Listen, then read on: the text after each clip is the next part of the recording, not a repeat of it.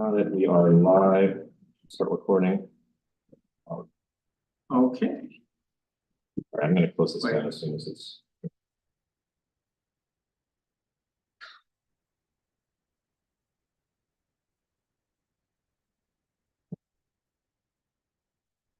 Okay, we're all set. Okay, good evening. This is a meeting of the Finance and Facilities Committee. It's April 4th, 2024. We have a bit of a windstorm, so maybe not everybody will be able to get on via internet, but we'll do the best we can. The time is now 6:32. Let's start out by going around the room and introducing ourselves. We'll start with the people live and then we'll go to the internet. We'll see the call. We'll start with that. Elizabeth Sandona, Assistant to Tennis Things Director. Amy Ashley Moore, District Treasurer. I'm David Warner, Chair of this committee and board member. Steve Morton, parent of one at Woodland Middle High School. Dennis Pugliese, Director of Facilities. Lisa Raymond, Assistant Superintendent for Business. Luke Johnson, Network Administrator. And entering the room, we have, Chris Allen, Trustee Karen. good. And online, I see Giovanna. Could you say a word or two about yourself? Yes, good evening. This is Giovanna Izaguirre. I have two children in Greenburgh Central School District. Thank you. Sarah? Hi, Sarah Lazari. I also have two children in the district. Michael? Michael Messina, BBS Architects. Matt? Matthew Smith, Principal, Woodlands Middle High School. Jessica? Good evening, Jessica Muldoon, a parent of two in the district. Carol? Carol Allen, community member. Katie? Katie McGee, parent of a 9th grader at Woodlands. Anyone I missed? Okay. Let's take a look at the minutes of the previous meeting. Luke, could you bring up the minutes of the last meeting? Hold on, just let me clear them. Share the screen actually. Flip around there. Here we are. Okay, so this was. No, that's the That's today. that's the agenda. Oh, for that's the attack. Okay. We'll be using that. So we have there. Oh, okay. Bring up the minutes. Here we go. Yes, March 7th. Okay, good. Okay, so our meeting last month, attendees were David Warner, Lisa Raymond, Dennis Pugliese, Gabriella Barahona, Katie McGee, Amy Ashley Moore, Steve Morton, Jessica Muldoon, Chris Allen, Fred Seba, Carol Allen, Mike Messina, Elizabeth Sandona, Jennifer Belfiore, Tracy Mayers, Megan Hack, Giovanna Izaguirre, Nick DiCiccio, or Stu Gordon, Sarah Lazari, and Luke Johnson. We're just going to page through this briefly and take a look and see if there's anything that needs to be corrected or added to. So on the finance side, we had a budget presentation. Next page. Okay. Lisa Raymond did a little Q&A afterwards. The Board of Education has to adopt the budget by April 16th, and we're working towards that. And we have we were waiting for a line-by-line budget, and we have a draft of that tonight.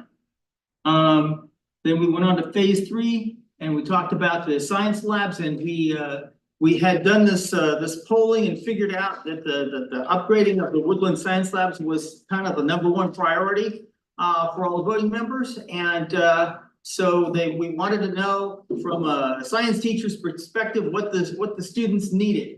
And so Jennifer Belfiore came in and we did a Q&A with her.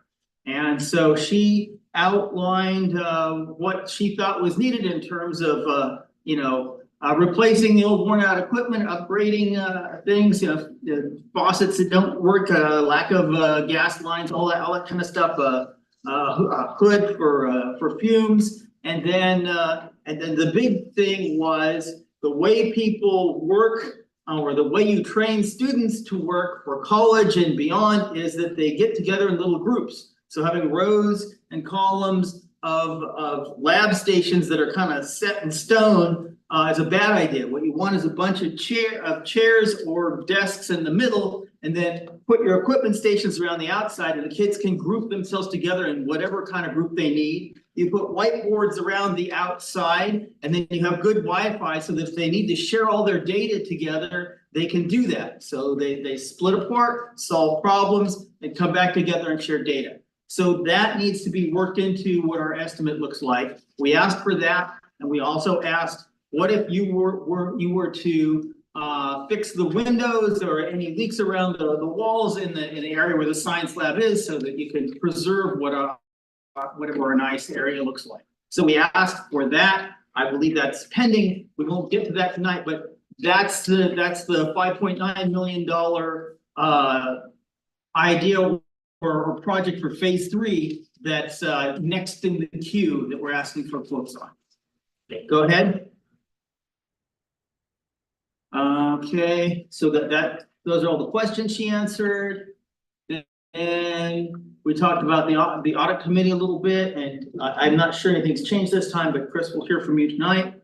Then the energy performance contract, rebate was in process, facilities fund update. We talked about draft policy 5630, and I believe there were things that needed to be put into the Area 1 BOCES version, and that had kind of already been taken care of by the time we looked at the draft.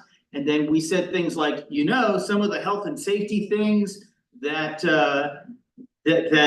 normally get taken care of by the Health and Safety Committee.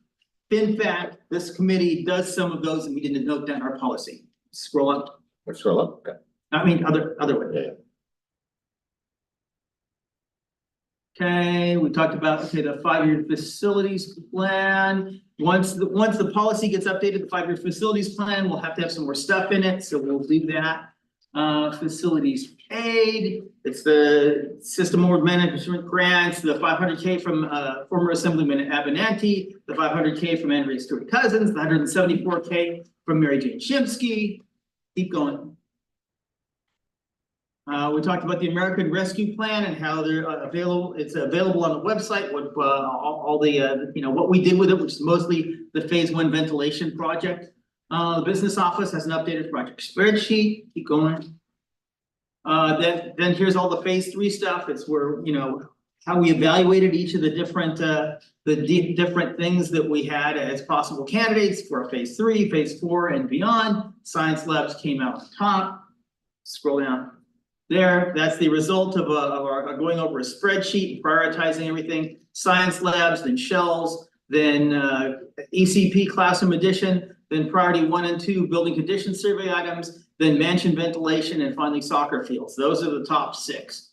Okay, so facilities projects, we went down the line through those. I'll hold up just for a second so people can read a little bit. Window replacements. Partial roof replacements, the RJ Bailey roof, all the status stuff we're going to go over again tonight. Okay. Keep going.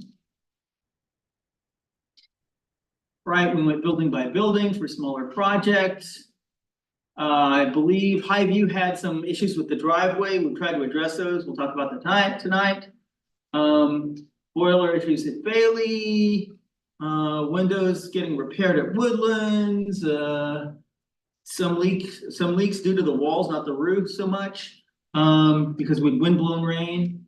The bus garage, the ongoing issue of what are we going to do if we have to go electric. And then Edgemont Incorporation, and at that point, just scroll down to the bottom of that. Some new stuff keeps getting added on. Scroll back up just a little bit. There. Okay.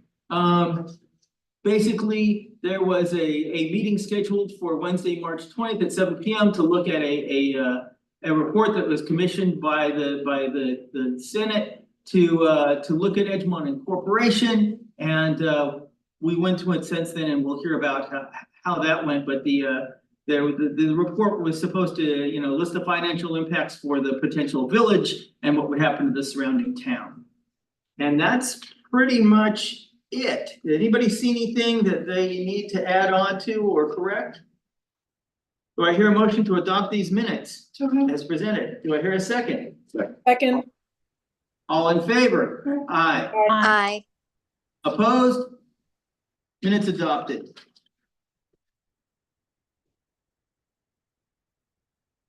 Delta. Okay, now we can go and look at the agenda.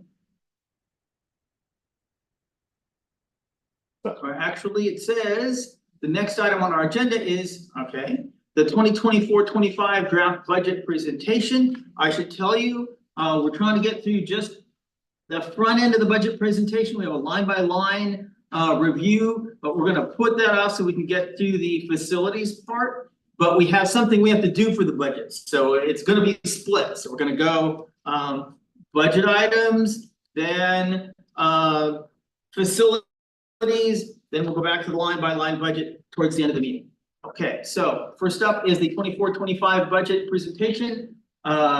Lisa Raymond, take it away. Thank you. Do you have a, Clicker? Yeah. Yeah, I do. Let me just present it.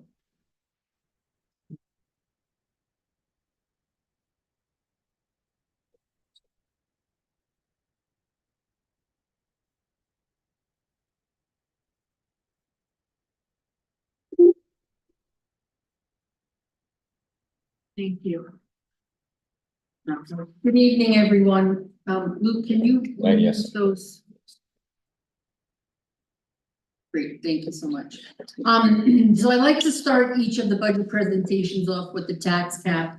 And that we did go over the tax cap at a previous meeting and nothing has really changed with these figures. But at the bottom, you'll see what I've highlighted in green is what our range of limit is to present a budget to the taxpayers that stays within the tax cap for a simple majority vote, which is 50% plus one vote of those voters that vote the day of the budget, that vote yes. We could present a tax levy that is 3.73 to 5.28% increase from this school year. So there really has been no movement yet with state aid. I do know that the legislature has both decided in both houses on what they would like and what they have approved, and they've been meeting with the governor. There was supposed to be something today where the governor met with them to try to hash things out, but to this time, I have not heard that there has been any movement. One thing that everybody is pushing very hard for is to restore the safe harmless. Safe harmless provision states that you cannot get any less in state aid than you did the previous school year. But the governor's proposal does away with safe harmless. So they are lobbying hard to restore the safe harmless into the state aid package. And if that is to happen, then that would restore $538,772. So with that in mind, we are pretty confident that that will happen. And at the last Finance and Facility Committee meeting, it was asked if we, two of the committee members, one said that we should apply the whole amount if we get that money to reduce the tax levy. And another committee member said apply half to the tax levy and half to the capital interfund transfer. We presented that at the Board of Education meeting on March 19th, both of these options, and they chose the option to apply half to the tax levy and half to the capital interfund transfer. If no state aid is restored and we go with the budget that is being presented tonight, we don't get the $538,772, then that would come out of fund balance. So the 24-25 major expenses as a percentage of the budget. You'll see here that there are 8 categories that we put all of our expenditures into. The largest is salaries and benefits, which are for all of our employees here and makes up 71.45% of the budget. You'll also see here that our contractual items are going up 15.1%, and included in here is the cost of transportation with our contractor. Transportation costs are increased by the CPI that is set in May. We won't know those final numbers till after the budget, so we are estimating that that is going to be approximately 6%.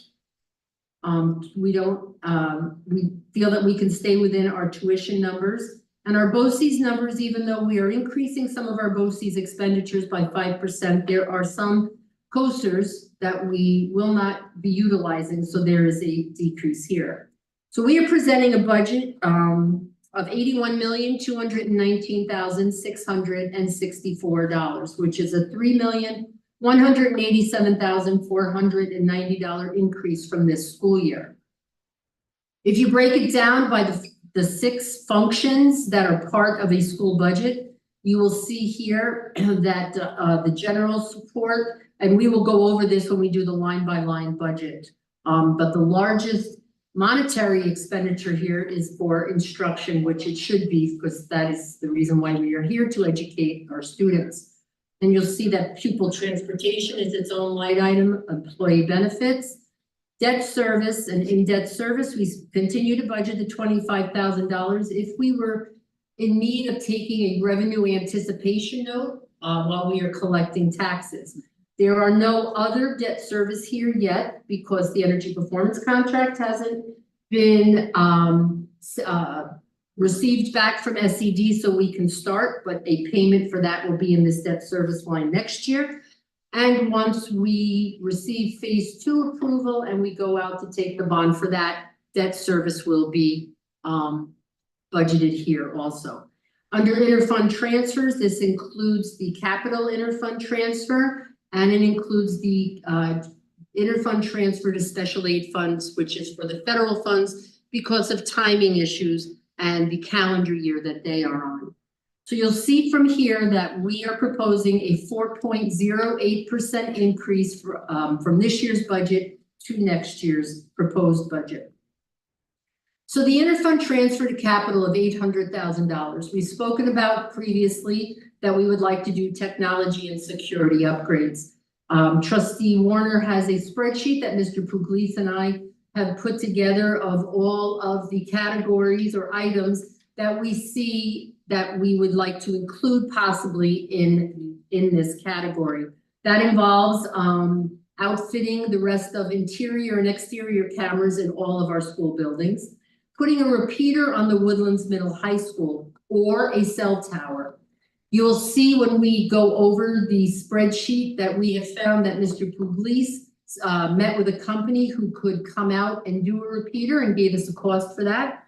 But we also know that our previous director of technology he met with Verizon about a repeater on the Woodlands Middle High School, not a cell tower. We could still research putting a cell tower somewhere on our property, but he researched a repeater, and because we utilize Verizon and have 45 lines with them, they feel that they possibly would be able to give us a repeater at no cost. So that is an option also, though that would affect something with our firewall, and we are looking into what would we need to do to upgrade that so that our systems wouldn't be compromised. We would like to put swipe card access systems on exterior doors on most of our buildings. We would like to replace some of our exterior doors since they are old and are in need of upgrades. And then at a leadership meeting, it was brought up that possibly we could include in this or make one of the options that we upgrade the lighting and electrical panel in the Woodlands Middle High School auditorium and upgrade possibly the sound system also. And then a trustee expressed their concern about the walkway from the band room to the art room, which students walk outside to get to the art room wing, and possibly either making a breezeway, an enclosed breezeway, or putting a canopy up. And you'll see that that is also part of one of the line items that will be proposed to you tonight. I should mention that there are 2 additional options. At the last board meeting a couple of days ago, there was a request that we upgrade some other bathrooms to make them as nice as the bathrooms next to the Correct. gymnasium are. Yes. And also, the auditorium sound and electrical systems at the Woodlands Auditorium. That's on here. Okay, good. That's at the bottom. But yes, you're correct. There was, there is an interest to, somebody wants to be with it. There is an interest to upgrade, more of our bathrooms at the Woodlands Middle High School. Okay.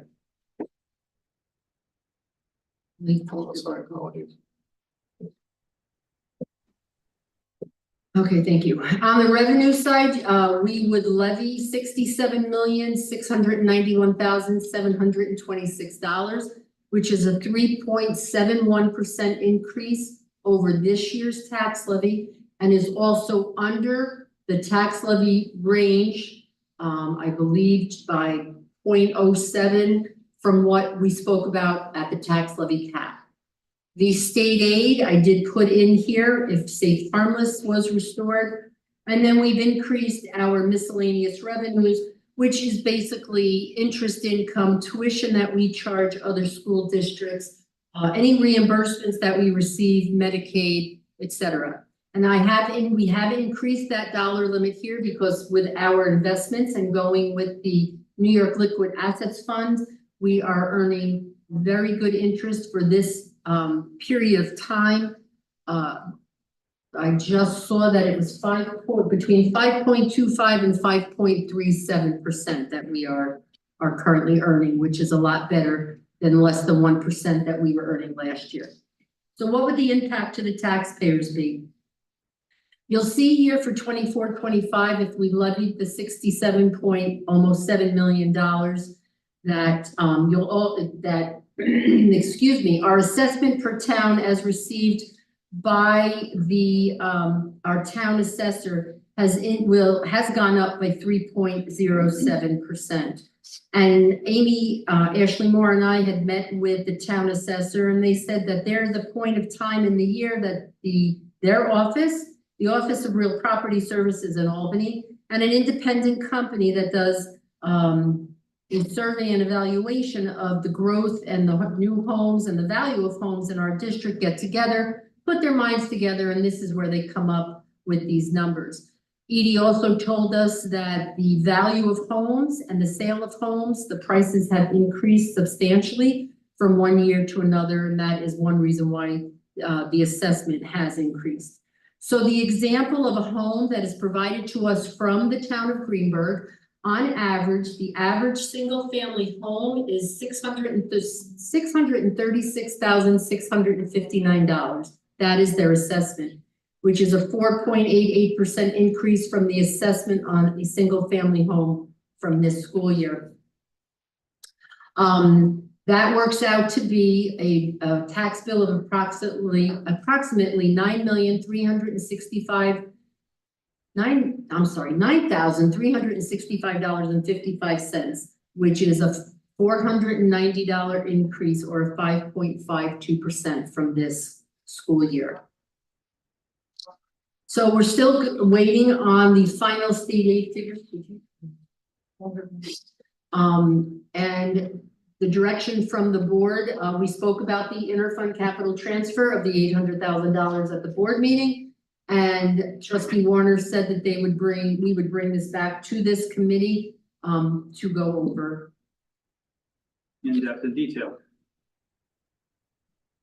And it's just as a reminder, the budget vote is May 21st in the Woodlands Middle High School auditorium or gymnasium from 7 to 9 p.m. And then if anybody has any questions, we would be more than happy to answer them. So does anyone have any questions at this level regarding the budget? We'll get into the line by line later, but for now, given this presentation, yes, Dr. Allen. This is not a question, it's a comment. We all just got our property tax bills this week or last week, and we all saw a major increase in our taxes. What you described to us was a 4.7% increase. And if we now are asking for a 3.7% increase on top of the 4.7 that we just got from the town, you are going to get a lot of negative feedback. a lot. We also realize that we're going to need to borrow some money in the future. And we need to take that into consideration because we're going to come back next year and say, this is the budget, this is the increase that we need to make.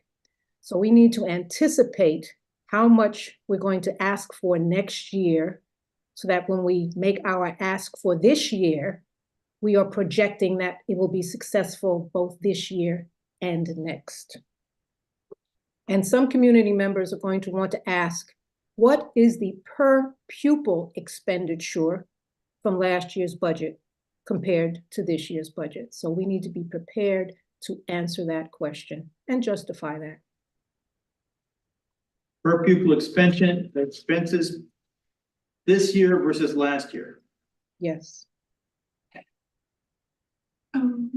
Yes. So, Ms. Raymond, Yes. that's nice it breaks that out, but they no longer break out special ed versus general ed. Would you be able to calculate that? I should be able to, yes. Okay, Yes.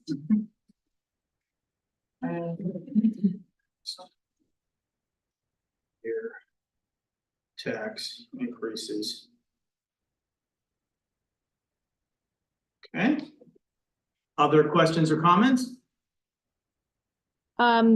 David, wait, is this the part where we're talking about if we get the extra state aid, which projects we would delineate, or we're doing that later in the agenda?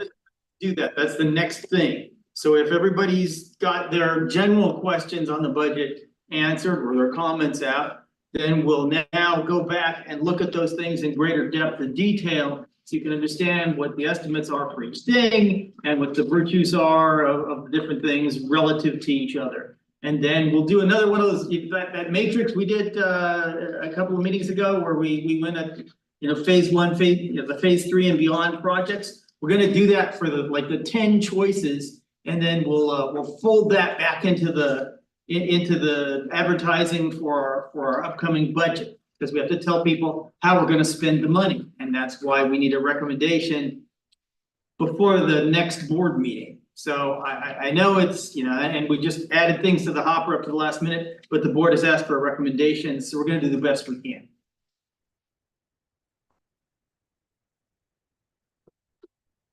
Okay, other questions or comments? Luke.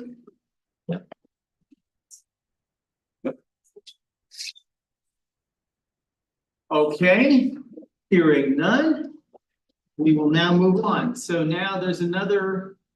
One second. Okay.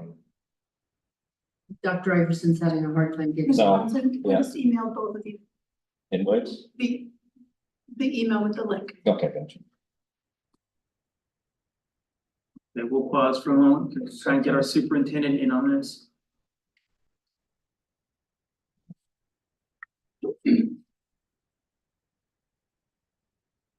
Okay, now there are going to be two different documents that we need to look at, and the first document is going to be a set of costs.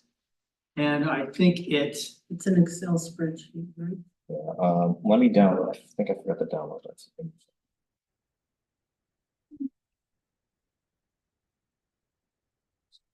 well, if you don't have it, I did post it on Google Drive as well. I'm not sure if it came out as a PDF or as a spreadsheet, but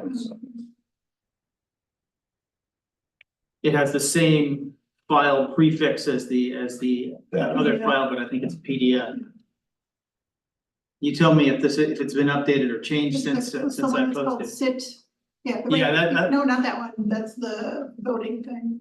This one, option cost. It should have a couple of You have columns. Yeah, that does look, yeah, CIP. That's the voting thing.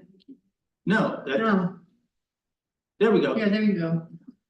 Okay, can you make that a little bigger? Of course we can. I didn't fold it, I'm sorry. Sorry. Okay, can you run us through Sure. through the items here? Let me share this screen. Hold on a second.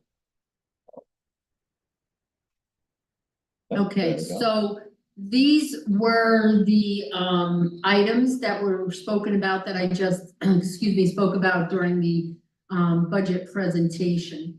So Mr. Pugliese had met with all of the building principals and their security officers to locate where they felt additional cameras should be, along with CLPS, who is that security consulting firm that did the assessment, and they had indicated also where they felt cameras should be. So if we did all of the cameras, indoor and outdoor, that would be 102 cameras. The cost per unit is approximately $2,107.84. Now, there was a question about the estimate, and I spoke with Ms. Verdina, the interim director of technology. The company that gave the quote is the company that is off of state bid. We go through BOCES with a company called Verkada so that we can get BOCES aid on the cameras. Verkada contracts with Alarm specialist. alarm specialists, the company that is on state contract that gave this number for cameras and installations. We also spoke with Mr. I don't know his last name, Kalyana, from the energy performance contract the energy performance company, who said that by installing the new cameras, it will not affect the energy performance contract because it has nothing to do with that. So it won't do anything to that contract that could possibly negate it with the savings. So we got that answer also. And how good is that that BOCES give back? We would get our BOCES aid on that, and that is just over 50%. Good, thank you. Okay? Yep. And it would be over the life of the lease. It wouldn't be all at once. It would be as we pay every year. Did you just say that this would be leasing the cameras? Yeah, well, when you. She's asking what I meant, what I've asked you. So when I you don't go. know if this is a capital expense.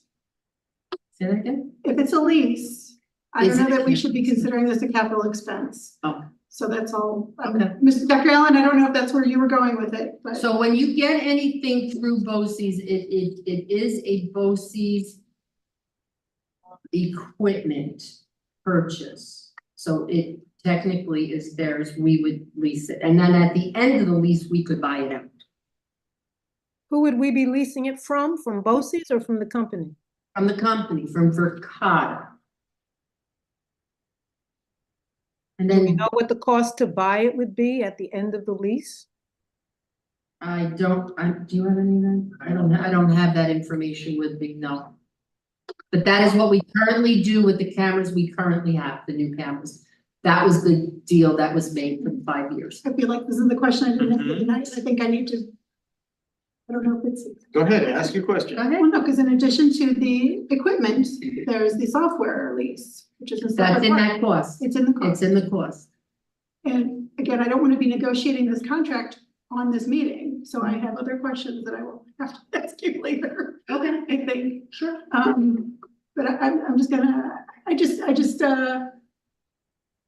So we have I have to spend it somewhere. I just don't know from an accounting point of view, if this is really a capital. So, okay, so cost. keep that at the forefront, and when we get through everything, I can give you an option that we spoke about once before. Yeah, Mr. Morton? Are these cameras for all the schools? or Yes, all schools, And at the end- indoor, outdoor, is to completely outfit us with cameras. Okay, at the end of the lease, if we roll over to a new set of cameras, do they charge us more for new cameras? Because technology changes in 5 years, sure we so would have- cameras are obsolete. Okay, And we so, wouldn't want to buy them. okay, so I would say yes, we would have to pay for an upgrade. I mean, I think that's would be normal. And we have to realize also that when the cameras were put in, that director of technology went with Verkada. Verkada is a sole source vendor. Because we have so many of those cameras now, that's why we went, so everything would be uniform. Right. Right, you might get a lower per unit cost with something else, but you wouldn't be able to pull up all the cameras at once and look at everything because. No, I got that. I'm just saying at the end, we were talking about the option to buy.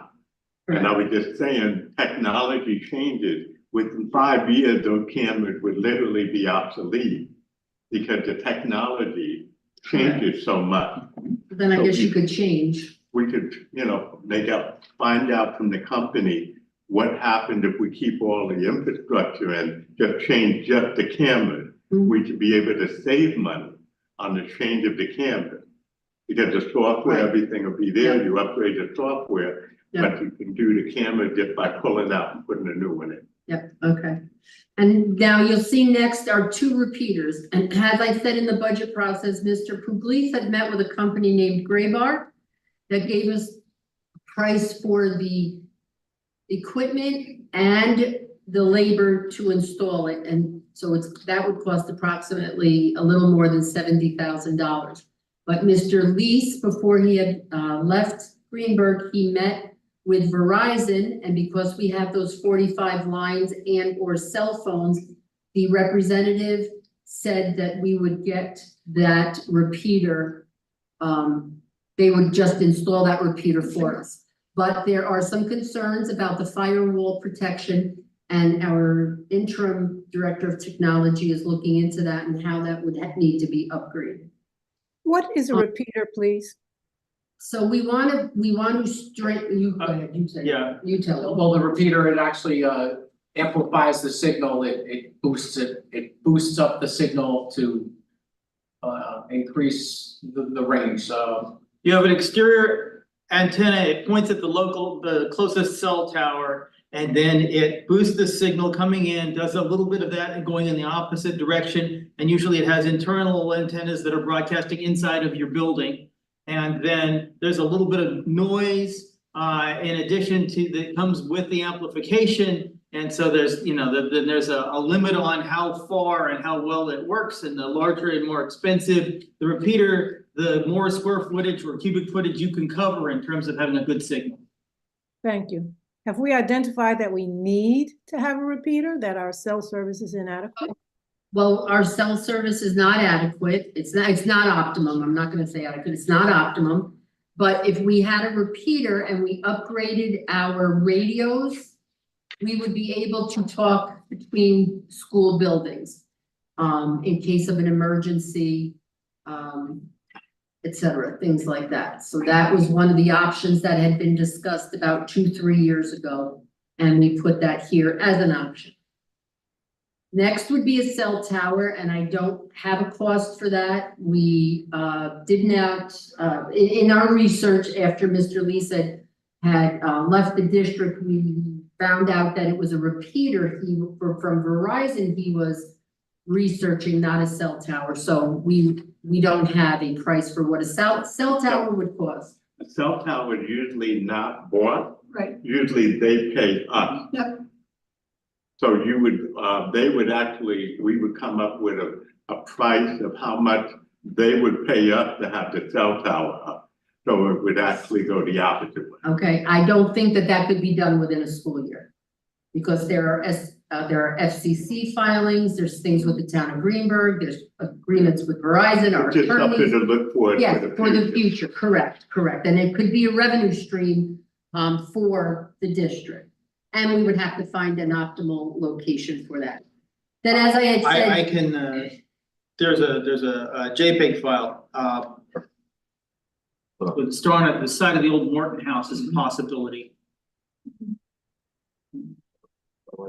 There, right there in the right-hand corner, upper right-hand corner. Scroll up. This way here? That one. That's a tax map. Right, so the Morton house is situated in the back, right next to the back 9 of the local country club, the Metropolis Country Club. We have an existing, dead end road with telephone poles along it. So there's a power supply. The Seventh-day Adventist church would be right there. And then I think it's about a quarter of a mile to the far end of the property. And so the big thing is that we're trying to make sure that the cell tower is at a distance from any regularly inhabited building. There is a project for some storage facilities that Metropolis Country Club wanted to put in that back nine area, but that's not where anybody lives. So my thinking is that that's probably, in terms of distance from any inhabited structure, that's about as optimal as you're gonna get. It's got access, Has it's got pretty good power. elevation. It's got pretty good elevation, so that's something to take a look at. Just wanted to throw that out there. I know it's gonna take some time, but there it is. Yep. Okay, thanks. I would Back- also, if we move in that direction, I just want to state for the record now that I'd like to also consider other sites. Okay. You can get out of that. Yes. Thank you. And then the exterior doors, Mr. Pugliese and his head custodians Yes. did an exterior walkthrough of all of our buildings and identified that there are 33 doors that are either single doors, double doors, triple doors that could be replaced to optimize security, rodents from getting in, because they are old doors, though that number can be modified, but we are just showing you here everything that if we you know had an endless pocketbook, what we would do. Then we were considering putting additional swipe card access points on the exterior of some of the doors to get in and out of the buildings. The awning, this is the price of an awning from the band room outside to the art room so that it would be covered. So during inclement weather, the students wouldn't get wet. And then as Trustee Warner had said, we would love to upgrade all of our bathrooms. As you know, we did the 2 by the gym over the summer, and we've done some improvements in some other of our bathrooms, but there are 2 bathrooms that we would like to again target and put on our radar and upgrade those. And that, I'm sorry, that should be 200,000, not 100. It's two bathrooms at 100,000, so it would be $200,000. And then the auditorium sound, electric panel in the auditorium. This is an estimate that was from about a year ago, and we tried to inflate it a little with our price because we haven't heard from the company that gave us the estimate on what it would be, but we wanted to put something here to give you an idea of what it would cost. So obviously we only are budgeting $800,000, and this is $1.4 million dollars, so it obviously would have to be cut back, but correct me if I'm wrong, Trustee Warner, that you want to get a tally on what people feel is a priority? Correct. So we're gonna answer questions while sitting on this slide first. Then we'll bring up a matrix with the same items, and on all the voting members will then prioritize with items 1 through 10 on what they think is most important. But first, let's see if people have questions or comments on the items listed. I do. Go ahead. Katie McGee. Katie McGree. Hi. Yeah, I guess it's more of a comment. Well, the awning, oh, I know what it was. Is one of the swipe card access points being considered where you come back in from the band room? Like in and out of that area? There already is a swipe card access point there. Oh, okay. Is there Not at the art. a swipe card? Not at the art wing, at the band room there is, not at the art wing.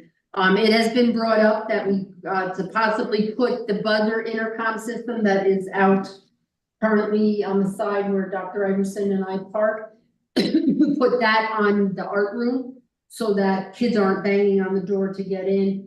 The security people would see the kids and allow them to get in, which would involve a swipe card system also. Also, another point is right past, so when you, right before the band room, that breezeway, the first set of doors, to put swipe card there so that visitors, if somebody gets in the building, they're not going to be able to get past there and get into the high school. Right, so if they come for a crowd event, like they go Like to in the the auditorium, then nobody will they be can't able to go get on in. into the Correct. school unless we let them. Correct. And I think that's significant. Okay, thanks. About the awning, yeah, I'm not in favor of the awning. If we had all the money in the world, of course, but I think we can do, maybe Mr. Smith can comment or not, but like creative problem solving, like with bins of rain ponchos or umbrellas or, at each end, and, even the lost and found, and people can grab a jacket and walk through, because that price is really cost prohibitive. My other general question is, did you guys look at the buildings condition surveys and the priority years when you picked some of these out, or was it more? I mean, I understand the cameras for safety and how that could rise to the top, and the So, repeats. If you were to break this down, so the CLLPS went through and first they looked at Woodlands, and then we got them to come back and look at all of the other schools, and they came up with a longer list of things that would be required to make everything safer. And so most of this list, the cameras, the repeater, the radios, the cell tower, the exterior doors, the swipe card access points, that's all from the security committee and CLPS telling us, and when we took it and we boiled it down to what were the most important things that we could purchase, and those were them. And so the other committees have looked at those items. Then you've got the add-ons. So the awning, the bathrooms, and the auditorium sound and electric have come in separately, and there have been suggestions. I believe we had we have a student member of the Board of Education who doesn't get a vote, but can show up and represent the point of view of the students. So the bathrooms were that was a suggestion from there. The awning, I believe, I think the leadership group had said, oh, why don't we extend a hallway so that you can get to the art wing without it raining on your head? And then we realized that the cost of that is not hundreds of thousands of dollars, but millions of dollars. And therefore that wasn't going to make it. So we did the creative thinking of going, hey, didn't somebody suggest an awning at one time? And isn't that cheaper? And we found a quote for $50,000, but by the time you do what needs to be done to make it a school awning, it turns into $124,000. So that's where that came from. The auditorium sound and electric, that also came up at the leadership meeting, but I wasn't at it. So do you know who made that suggestion? I believe it was Trustee Mears. Okay, I had heard that when they were putting Newsies together, they had trouble with the lighting because they were trying to rent equipment and it was no longer compatible with the, they couldn't plug it in anywhere because our stuff is just that old.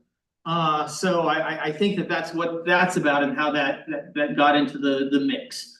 No, this is not primarily a building conditions survey list. This is what can we do with our end of year funds list. It started out as a security thing, and now we have some add-ons. Other comments or questions? Yes. There's no one there, but yes. I'll just tack on the auditorium lighting, sound, and electric also came up because there's a pretty significant safety issue back there with our electrical systems at a minimum. So I just wanted to amplify that that's also a safety issue. Correct. So this is a capital and fund transfer. So sometimes we talk about little projects that we're going to do at the end of the year. Mm-hmm. It looks like we're now embedding them into this because, to me, I see $15,000 for swipe cards. Isn't that something that could just be built into the budget, either out of current monies or yes, monies for next year? Yes, it could be. So I'd be interested to see what could be built into a budget. I'm going to harp on this, and then I'll say it one more time, and then I won't say any more tonight. Because I know the cameras are a lease, and it's going to be spread over X amount of years. I'm thinking that's a recurring cost. Okay. I don't really. So I'd want to have more discussion on that. But it is a significant. Here's an option that you could do. I'm just saying, if you look at the current paperwork on it, All right, maybe here's an option you could do.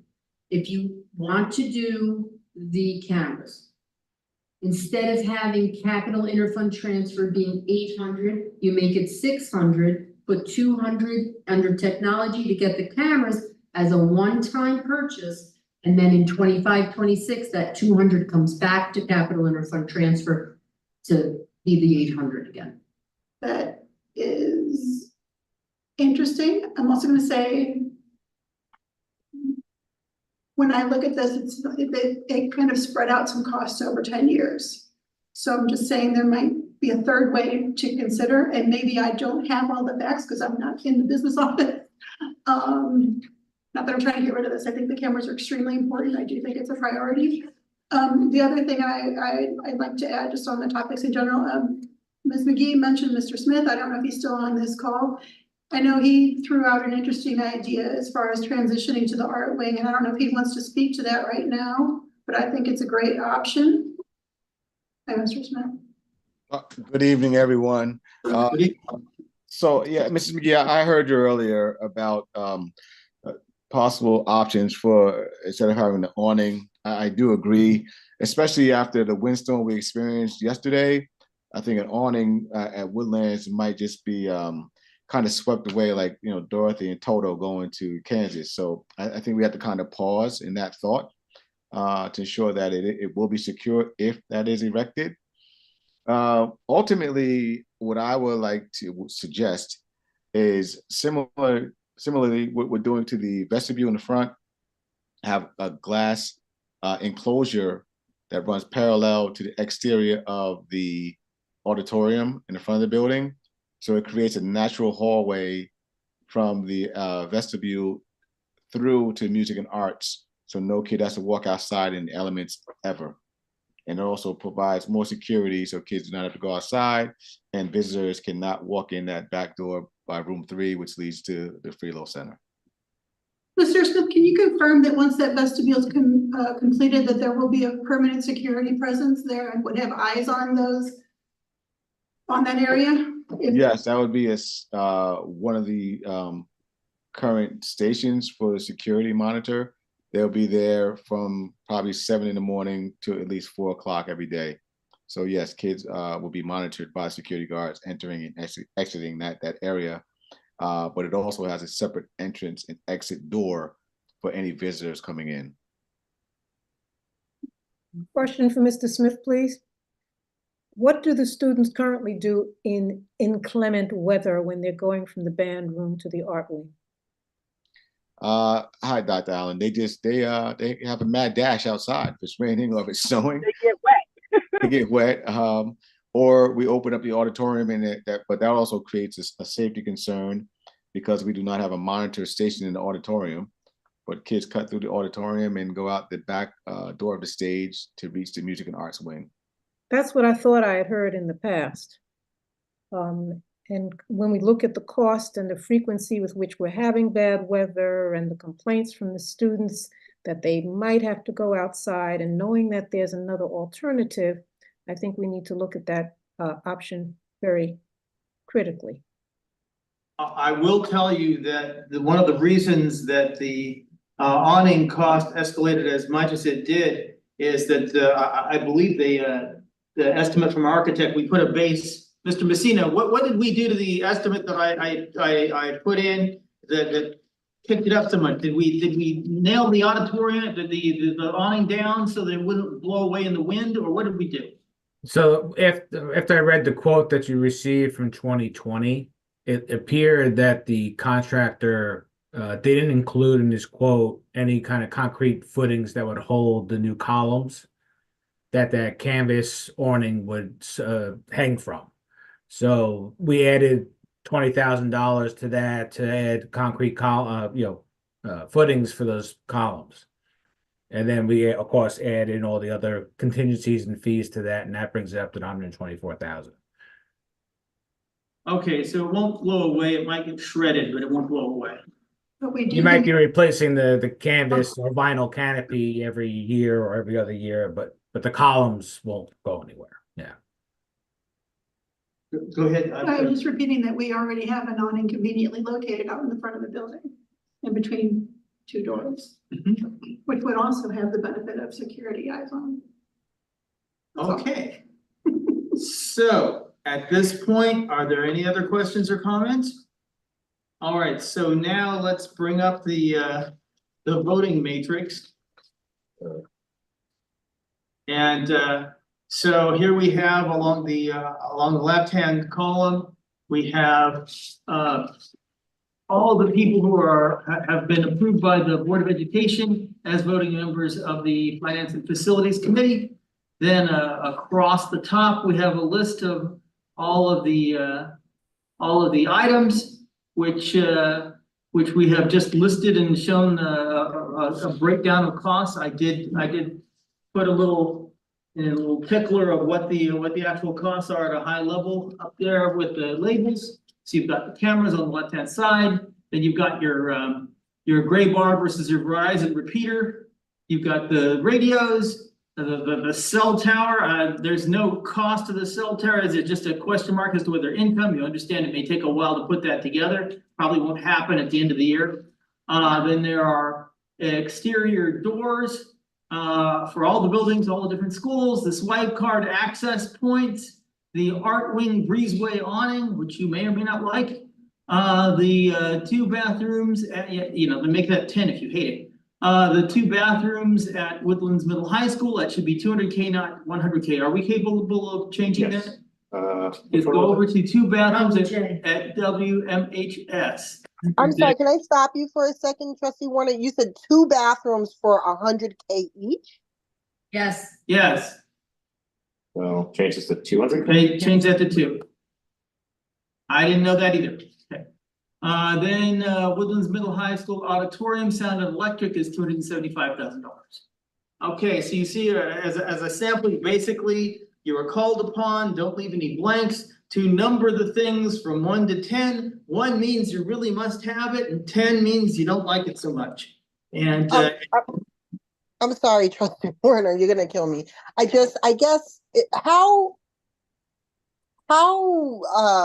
flexible are these costs? I mean, $100,000. I renovated a whole condo for less than that. So I'm confused as to how 1 bathroom is more than $100,000. So maybe, I mean, I don't want to. That's with the bathrooms that we just did, the big gang bathrooms at RJ Bailey Elementary School. The 2 bathrooms there were approximately $100,000 each. You have asbestos. Yeah, a lot of the. That right, in abatement? A lot of the buildings are, the floors have to be chopped up, the valves have to be changed. That's what the cost was at the RJ Bailey Elementary building for the 2 bathrooms. Of similar size, similar size gang bathrooms. Thanks.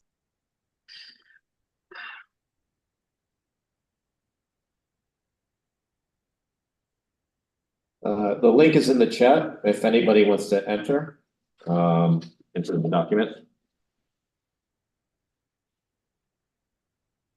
And if you don't have computer access, you can tell us your numbers and we'll type them in for you.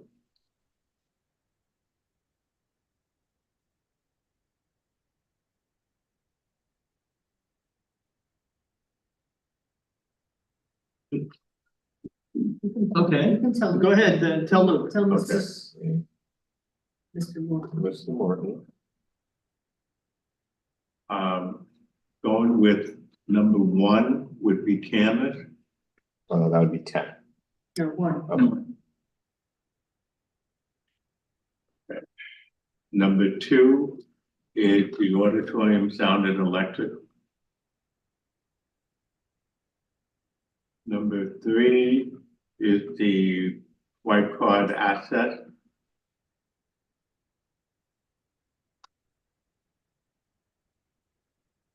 Number 4, the repeater. Which one?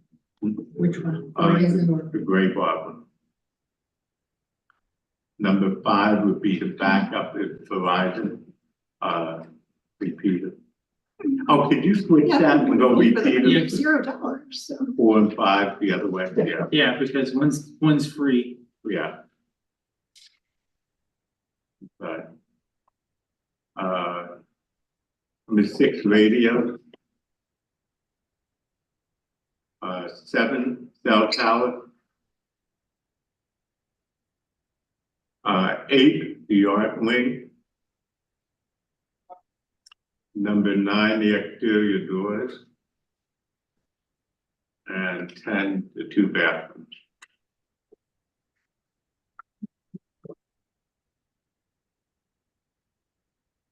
Anybody else like to have their stuff typed in for them?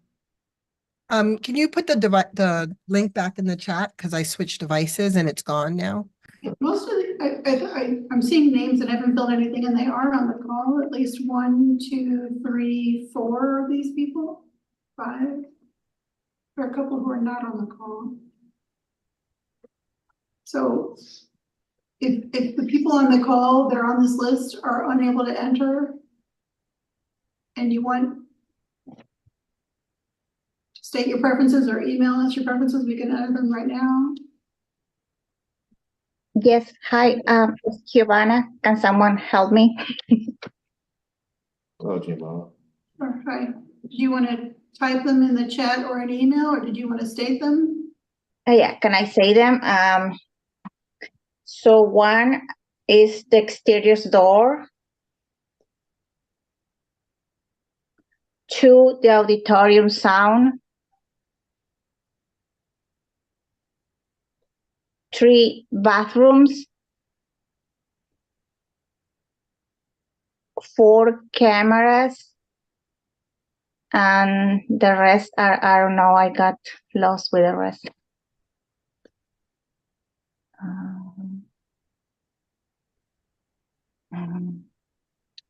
What is this? Greenburgh? When it says Greenburgh? That's a repeater. Oh, okay. The Greenburgh is the one that costs 70K. The Verizon is the one that costs 0K. Okay, so I was 4. I was in number 5. Swipe cards, number 5. I think, right? 4 is Yeah, that's 5. And so what am I?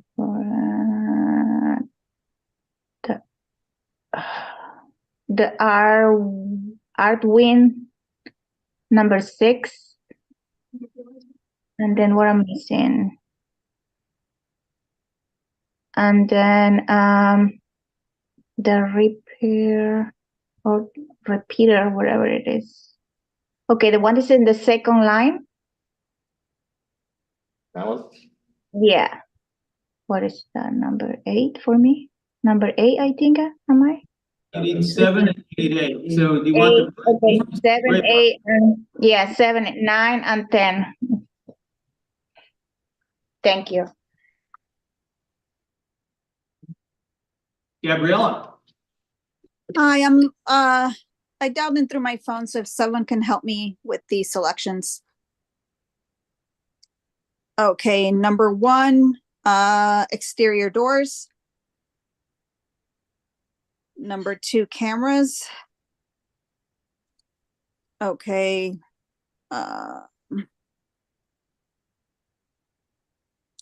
Number 3, radios.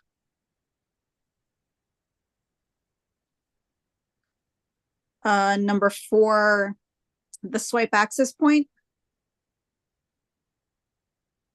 Okay. 5 bathrooms.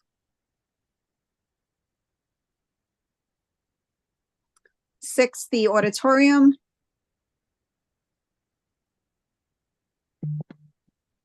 7, the cell tower. 8 and 9 would be the gray bar and Verizon right next to it. And the last one would be the awning. Thank you. Okay. Is Megan still on the call? Megan, are you there? I don't think she was. I saw her. No, Sarah was there. No, MH was there earlier. She needs to have the bug off. See,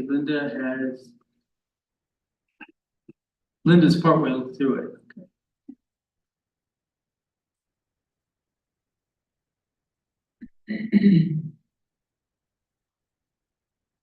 Like they put it.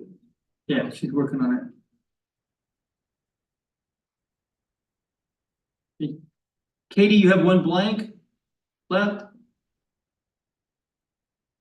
There it is. Great.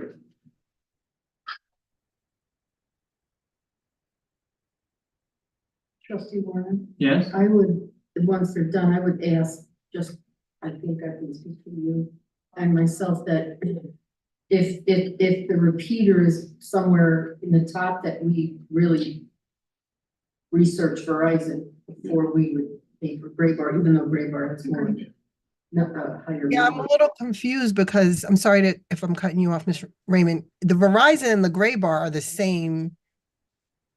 Same thing, one is free. Why, yeah, why are we, Costs money.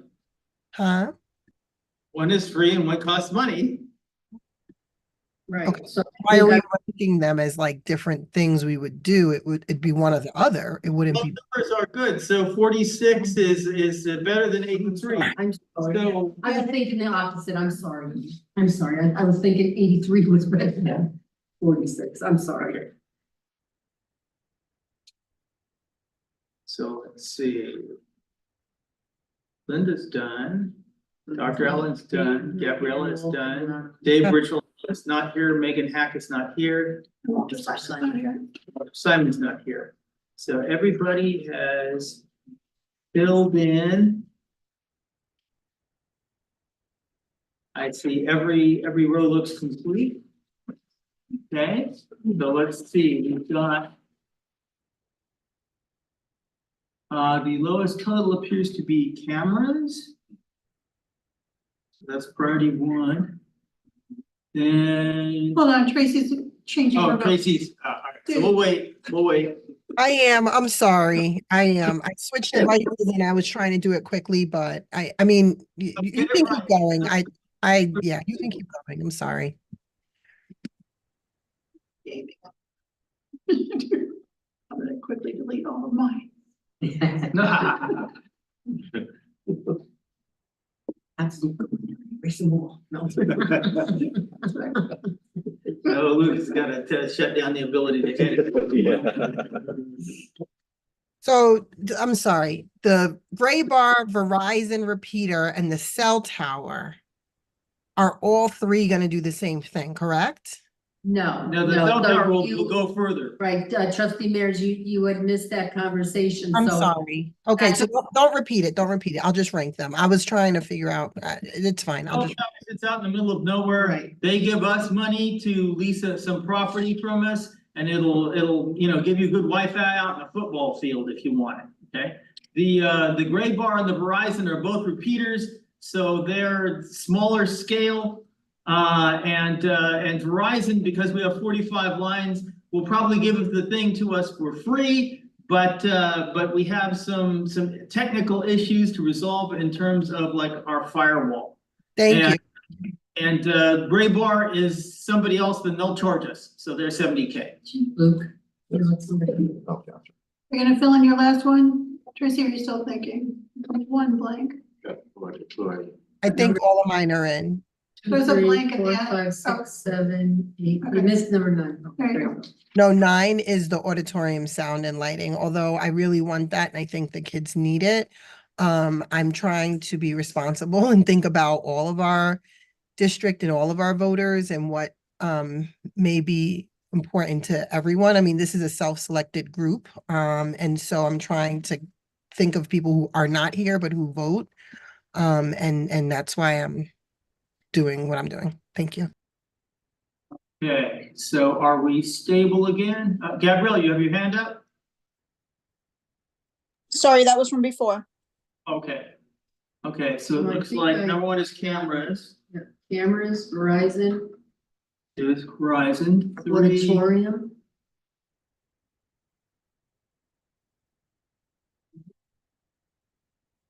Auditorium's 52, and the doors is 54. Swipe card is 58. Radios, 59. Where does it go from? 59, 68. Bathrooms,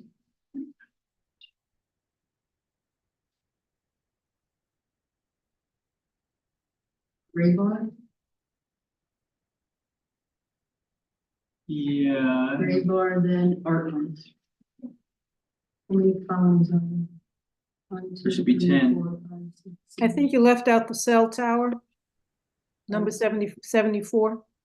Yep, Yeah, you're thank right. you, Dr. Allen. So 74 would come after bathrooms, so. Cell tower. Okay. What's your- Art room. Okay, so now we have, I can go back and ask for more input, but I think the vote for tonight, in the interest of time, is probably good enough. So what I'm gonna ask you guys to do, based upon these priorities, build the thing up to $800,000 from the highest priority down to the lowest, and see how far you get, and come Okay. back with it to us with a proposal. Got it.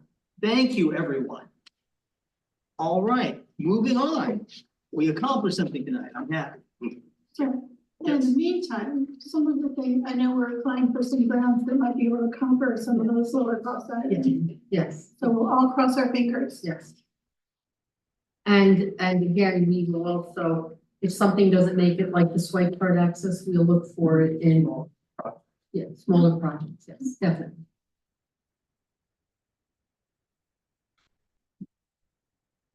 To make proposal based on priorities. Okay, back to the agenda. And we're gonna try and blitz through a lot of material here very quickly to try and make up time, but this was important. Okay, David, before you move on, I just have a really quick question and it's not gonna confuse anything, but I just wanna know.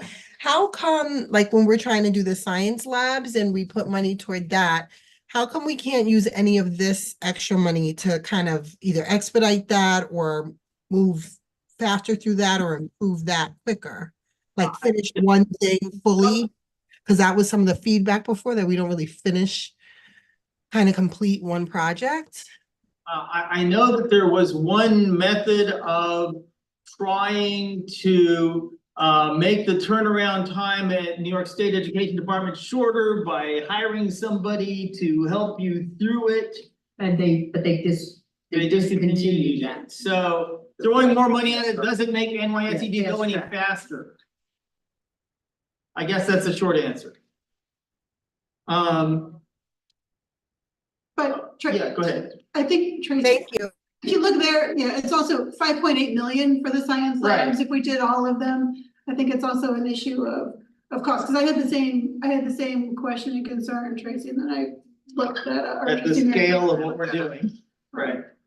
Well, since we brought that up, I think it might be something to consider if we reserve part of this 800 for the science labs, because they're going to prioritize what they need. We're not going to be able to provide everything, but perhaps we could set aside 200,000 or 300,000 to give them something that otherwise wouldn't be funded.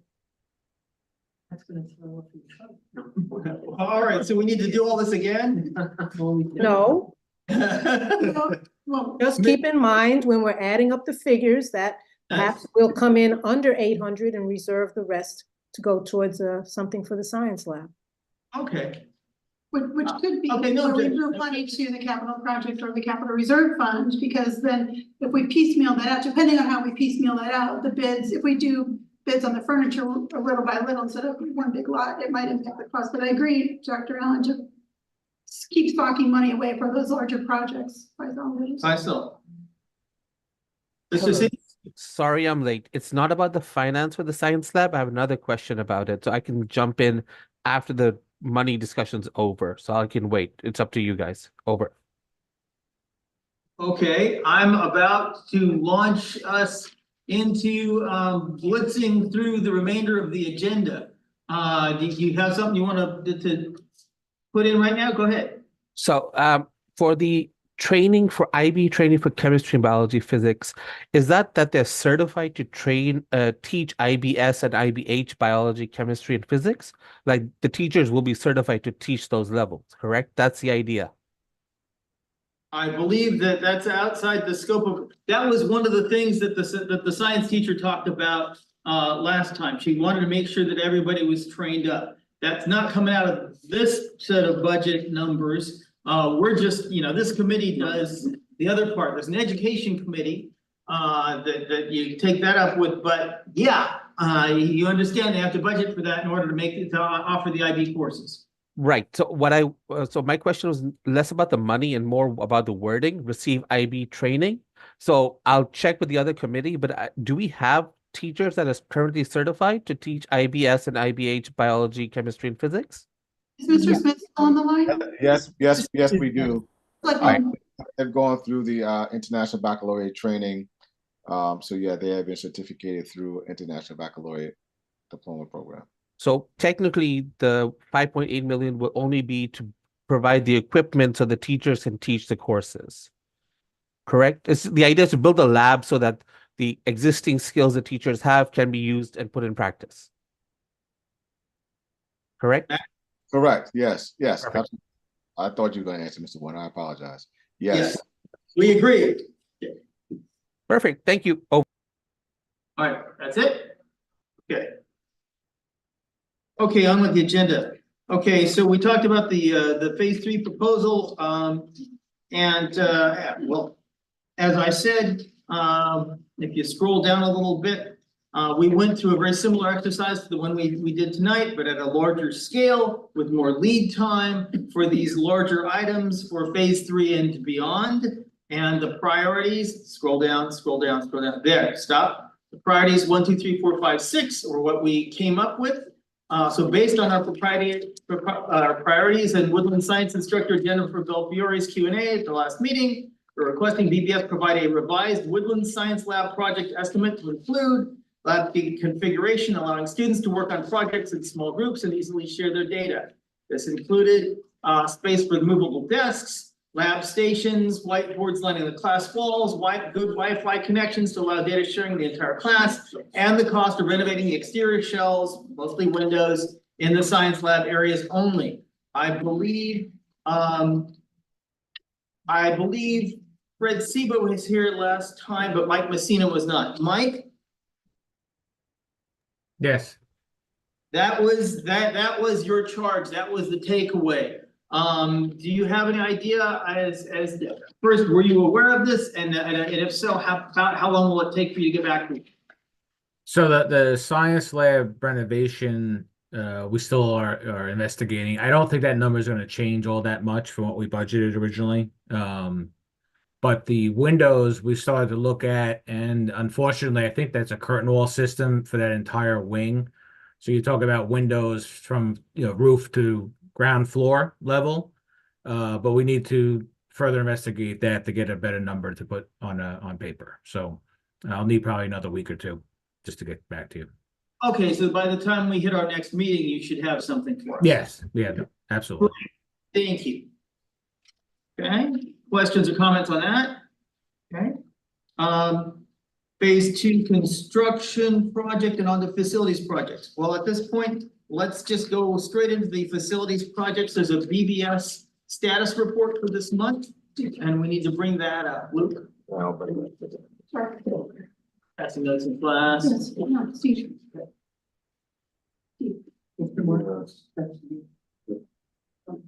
Take it. So we're looking, yes, there, in landscape, to the right, there. Okay, Michael, take us through it. Sure. The first on the list is the security vestibule at the high school. The only new update we have is that the surety and the attorneys had a meeting on 3/28 to discuss next steps as far as making revisions to the storefront system. Unfortunately, there was a meeting that was scheduled for this afternoon. It got pushed back another week at the request of the surety attorneys. So I don't have anything further to update you on, other than we're still waiting to hear back from them as how to proceed on making the changes that are required by the contractor and the subcontractor. Matt Smith, were you involved in this at all? So thank you, Mr. Warner. I just want to, for the record, I'm quite concerned with the vestibule. How it's progressing, it will not progress similarly in another district. Woodlands Middle High School, I don't understand why or who thought it was a great idea to put an exterior door behind a column that the door can't open. Back, I think in 2019, 2020, there was an email sent by me clearly stating that I think it was version number 3 out of 5. I agreed with only if the columns could be moved or thinned out. To date, the columns have not been thinned out nor moved. It makes no sense to spend all this money and to get a job that's not worthy of our students. It's a little concerning to me. I really truly believe that in other districts this would not happen. I believe that sometimes at Woodlands Middle High School, whomever comes into work takes advantage and they don't do the optimum job. So it's a little frustrating and concerning. It makes no sense to move the doors over 6 inches, which then in turn bleeds into where the monitors sit, which then pushes them back 6 inches. And I believe it's limited space in there already. So you can't even put a shelf in there, a Raptor system, and a chair. So basically, we're asking that individual to stand all day. That is a problem. Number one. Number two, the door is behind a column. It's just common sense. A door cannot open behind a column. And if it moves over, we cause another issue with the monitors. So there's some serious issues with the vestibule. I don't want anyone walking away saying, oh, it looks great, it's coming along well. It is not. We don't even know if there's gonna be heat in there, cooling in there. In the summertime, it could be like a sweat box because it's all glass. In the wintertime, it's cold because it shares an exterior wall to the main office, to the superintendent's office. So I have not been involved. There were emails maybe last month. I was going back and forth, but after that, I haven't heard anything until tonight. That's why I'm here. Thank you for that, Mr. Smith. I'm so happy that you're here and that you spoke so eloquently on it. I'm very frustrated as well about it. I do think it's a major safety issue the way things are right now. As soon as someone comes through those doors, it's a danger hazard. And I'm the trustee that would take the most extreme measures to keep all of our children safe. So I'm not favored when it comes to that. But I'm very, very frustrated. It's taking a very long time. Maybe we need to look at other configurations or something that can get a true vestibule safety vestibule done quickly and safely for the children. Katie? Yeah, I just want to state that I'm a little confused because at the FinFac meeting last month, unfortunately, Mr. Smith, you weren't at it, and we were just relying on, I think it was Mr. Seba saying that the door could open, and especially if they took a handle off or something. So we, meaning this committee, was debating, did we need to go ahead with modifying the actual plan now? And you know, the information you're saying today is kind of different than what we were presented with. So you know, we were not on site to go see this with our own eyes. So I just want to put that out there. Thank you. Carol? I'd like to point out that there's a contract that is in place. So any modification is going to have to require contract modification. And we are not going to solve this online tonight. All those who have concerns need to meet in person so that they can actually stand in the spot where the vestibule will be and discuss the pros and cons of the configurations. And that was what we close this discussion and move on to the next item with that recommendation that there be in-person meetings, including those who would be involved in modifying the contract. Okay, and that was what was supposed to happen today and did not happen. Mike, do you have anything further to say before we move on? Yes, I would like to just clarify a few things. First of all, the design was done prior to my involvement on the project, so I just want to put that out there for the record. But there was a sign off on the design. I understand Mr. Smith had an email that was sent out to the facilities director at the time, and I forget a couple other people from the district are on that email, and unfortunately they weren't here. They're not here anymore. But there was no copy of that email sent to BBS to their knowledge as far as what the concerns were for Mr. Smith. So, the design that was approved is what's being built. Unfortunately, the contractor made a mistake, and that's why the door is in front of the column.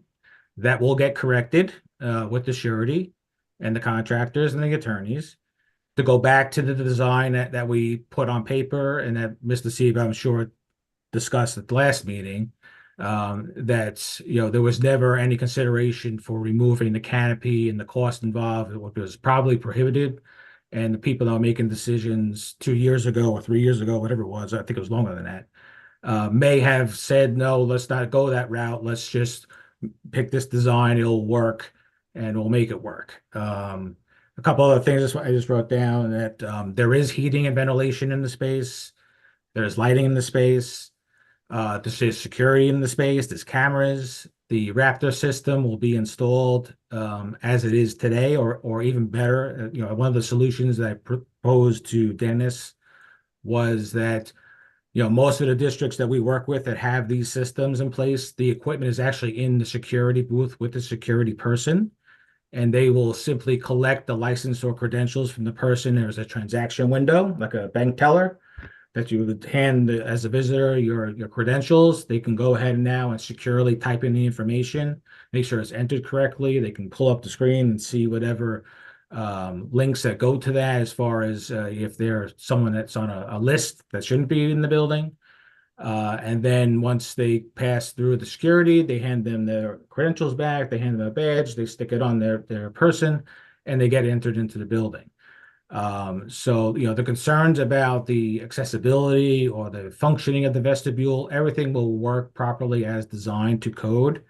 I understand the concerns that Mr. Smith has, but, as the professional of record and representing BBS, the design works. It is to code. It was approved by the state.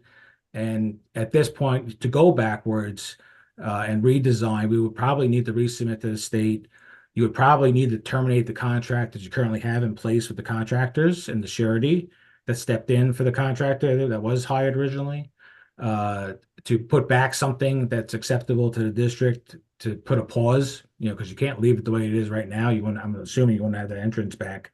And then you'd probably add a lot of time and money if you were going to change the canopy out to something different, to try to address the concerns that Mr. Smith has brought up tonight.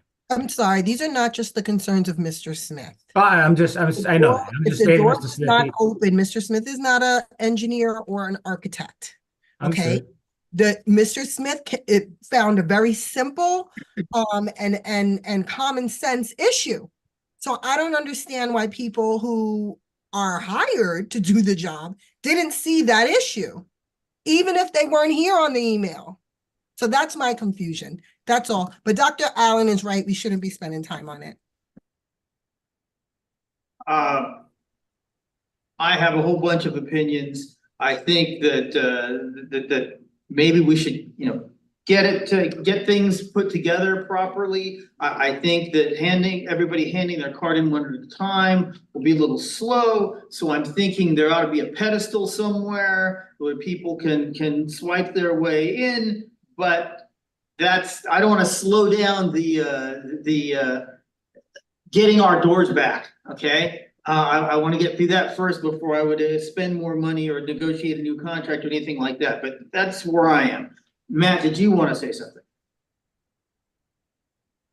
Yes, I would just like to know the date and time of the meeting where all parties are present at the vestibule in the front, so we can come up with a common sense solution. Do we have a date and time for this meeting? When are we rescheduling for? Do we have it yet? Yep, April 11th. Okay, But that's with the attorneys, the surety, fine. Dennis and I, Dr. Iverson. That's a meet though, that's not an in-person at the site. No, it's a Zoom. Yeah. Can I just interject too? That meeting is strictly to resolve the issue between the contractor that was hired, the sureties contractor that took over the project, and the subcontractor that created the vestibule doors and vestibule side lights. The error that they made is what's being discussed at these meetings, and who's going to pay for it, not the district. Of course, it's between the surety and the contractors. I don't think, in my opinion, that that's the place to air out the design of the vestibule for the interest of the district. I think that that meeting should play out on its own.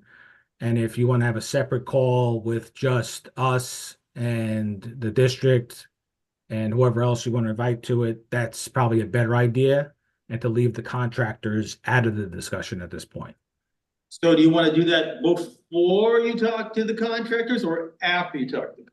I think it can happen concurrently. It doesn't matter before or after, in my opinion. It's not going to affect the other, you think? No, the sureties take forever anyway. So they've already postponed this once. So no, it should happen concurrently. So when would you like to meet to discuss the actual design issues? Well, why don't I suggest this? Why don't tomorrow, Matt, I'll get your availability on calendar, Mike, yours, Dr. Iverson's, Dennis, and we'll schedule a meeting. Okay.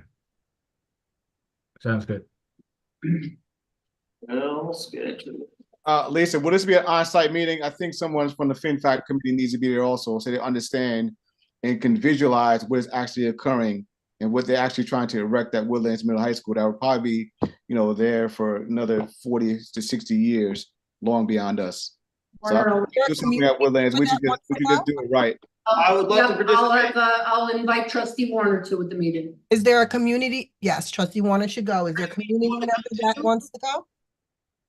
I'd like to point out that this committee made the decision a long time ago to do the vestibule, and the committee does not need to be involved in any modifications to it. Our position is really to make the recommendation that it be done, and that has been executed. Thank you. Okay.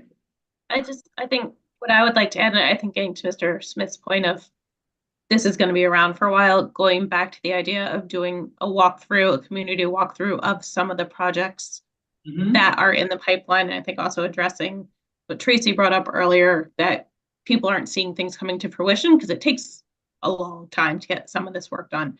So if it's not, especially during the day, any of us could get to a meeting, if we do look to pencil something in around the vote in May or something where people can see what's going on around the district, this might be something to highlight and be like, this is what the issue was, this is how we're going to resolve it.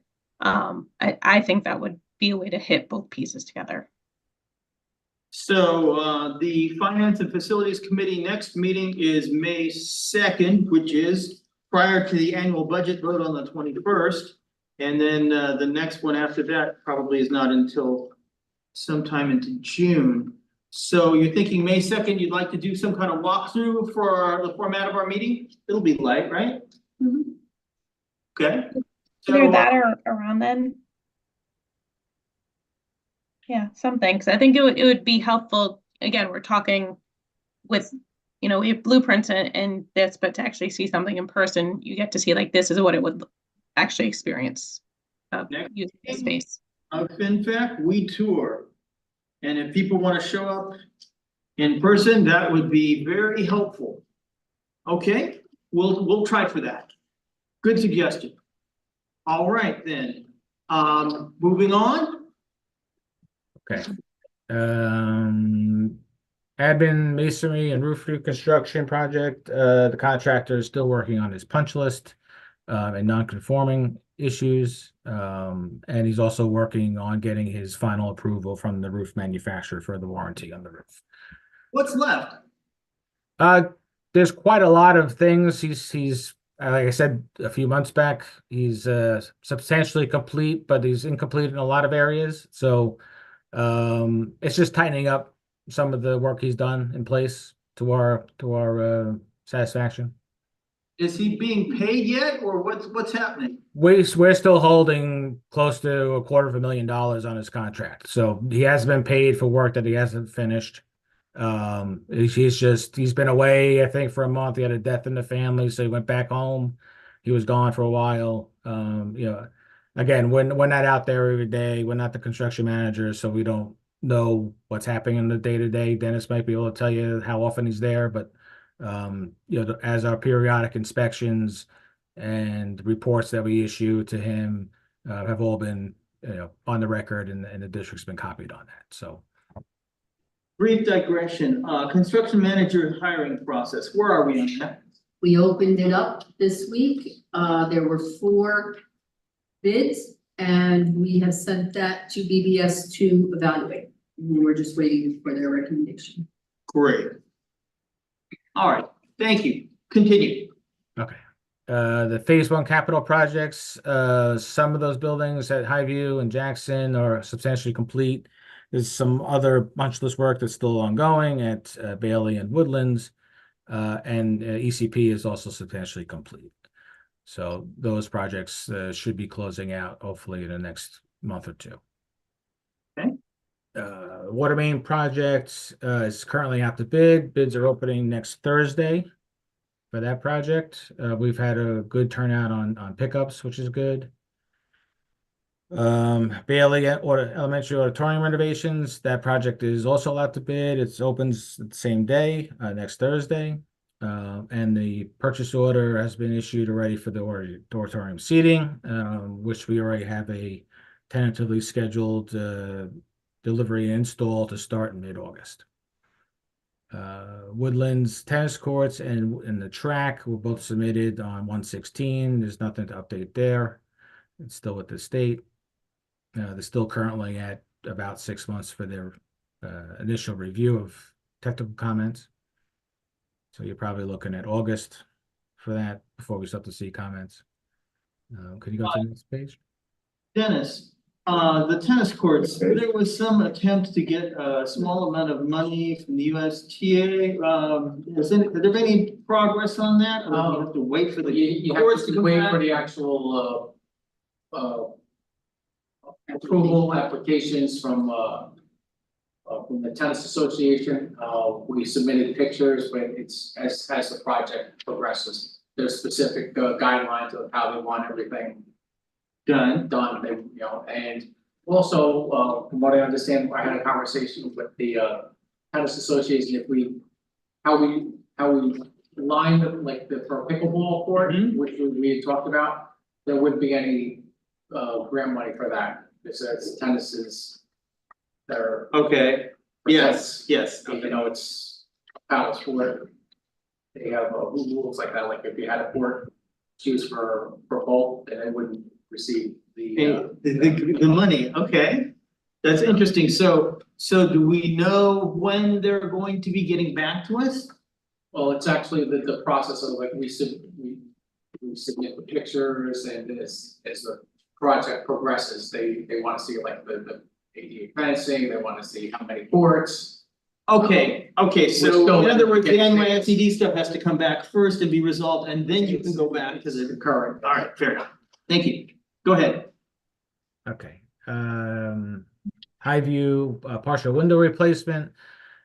PM fiscal review was completed on 2/20, and we just received the technical review comments on 4/1, which we're currently working on and getting their addendum up to the state for that.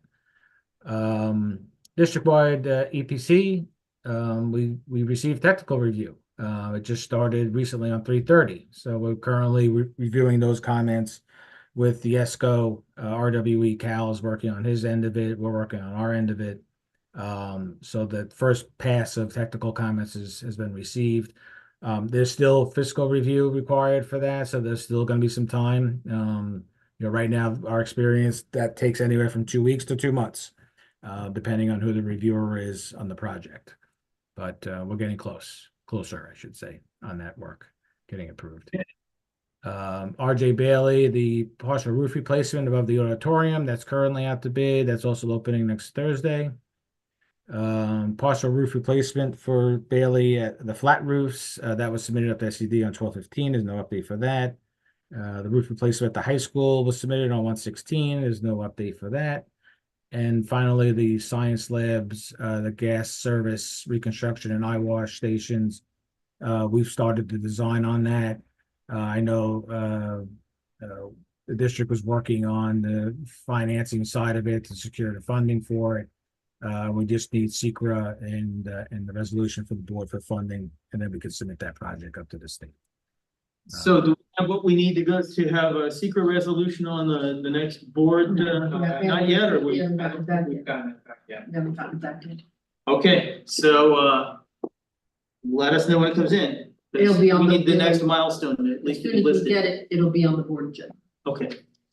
Chris, So the Bailey Auditorium roof bid opening also scheduled for April 11th. You said that the seats were tentatively going to be installed in mid-August. Would the roof theoretically be done by the date of the seat installation in mid-August? Yes, we put milestone dates in the bid. The roof will be watertight prior to any of the interior work starting, of course.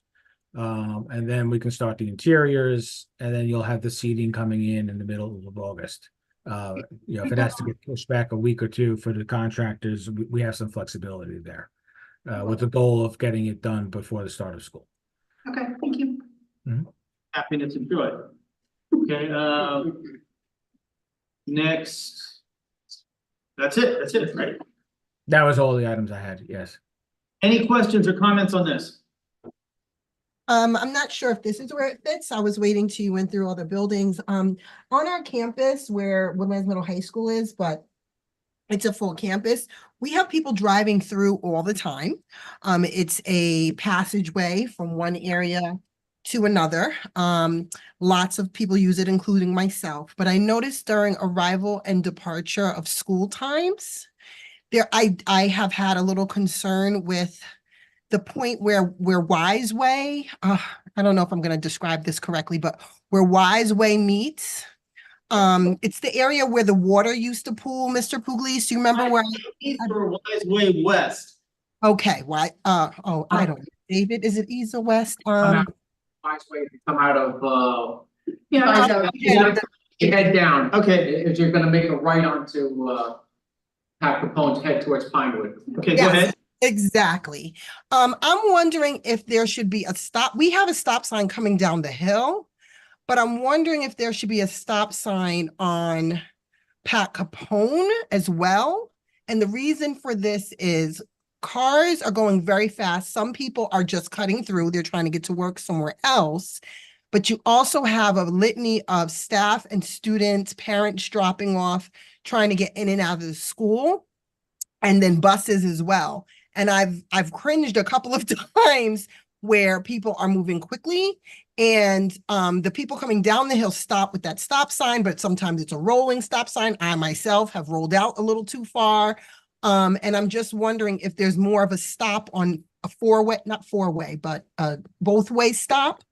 It could be safer. That was all. I'm not sure where that comes up here or safety committee or what, but I just want to point that out. Wait, stop. As long as there's good visibility approaching the stop sign, you should be okay. Okay. Great. Take it down as a suggestion. Okay. And that's not very expensive. Okay. Thank you, trustee Nurse.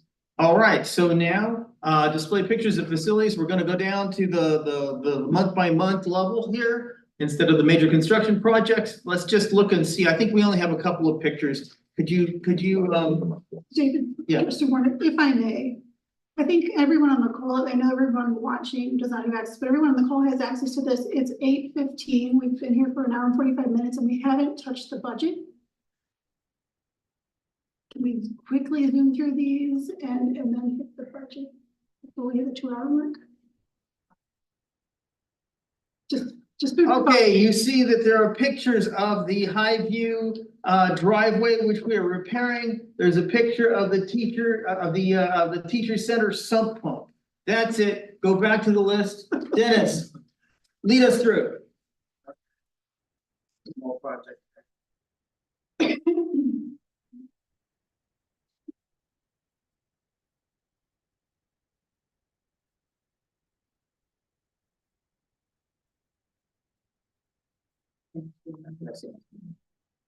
We're just looking for.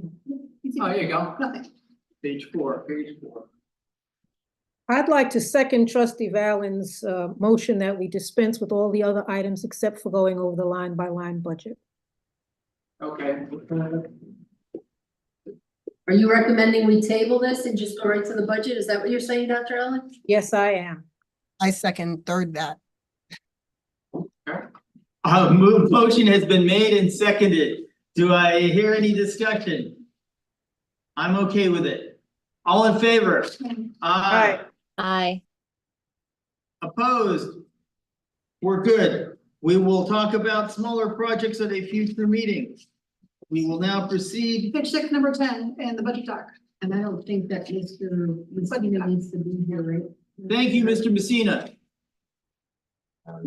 Thank you, everybody. Have a good evening.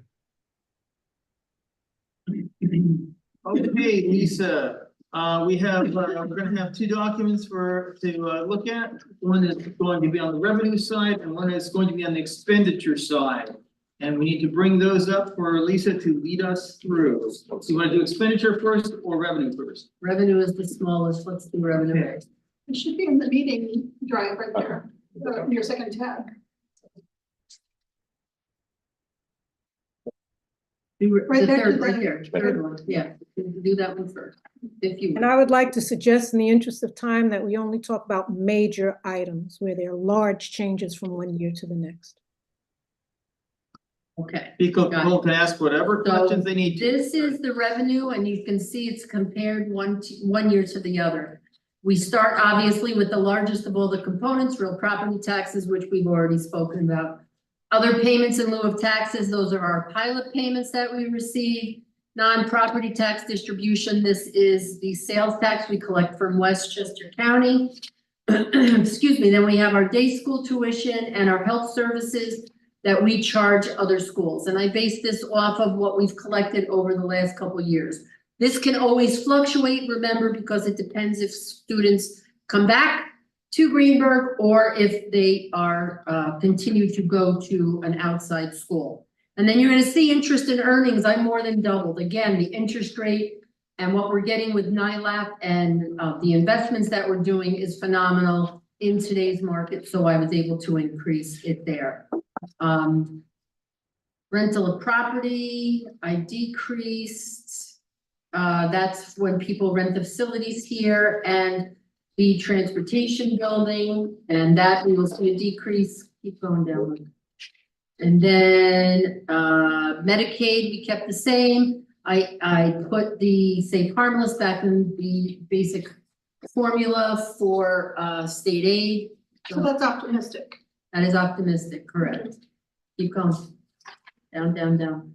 And that shows you that the total revenue we expect to collect is the $81,219,664.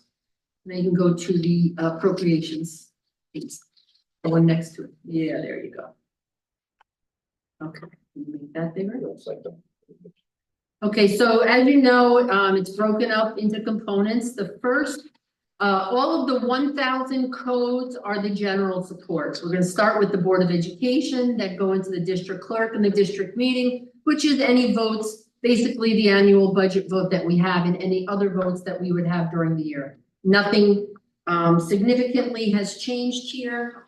As I said, we've increased BOCES expenditures across the board for the most part by 5%, and then you're going to see salary increases.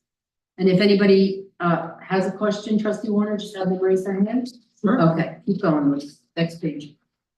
Then you have the superintendent's office for herself and her secretary, and then all of her expenditures for her office. Then you're going to come to the 1300 codes, which is 1310s, 1320s, and that is everything for the business office. Okay, that's all of my office, our operation. Any of the contractual items that we need to deal with, such as compliance with the Affordable Care Act, annuity compliances for staff's 403Bs and 457 plans, dues, all of our audits, keep going, Luke, stop right there, please, thanks.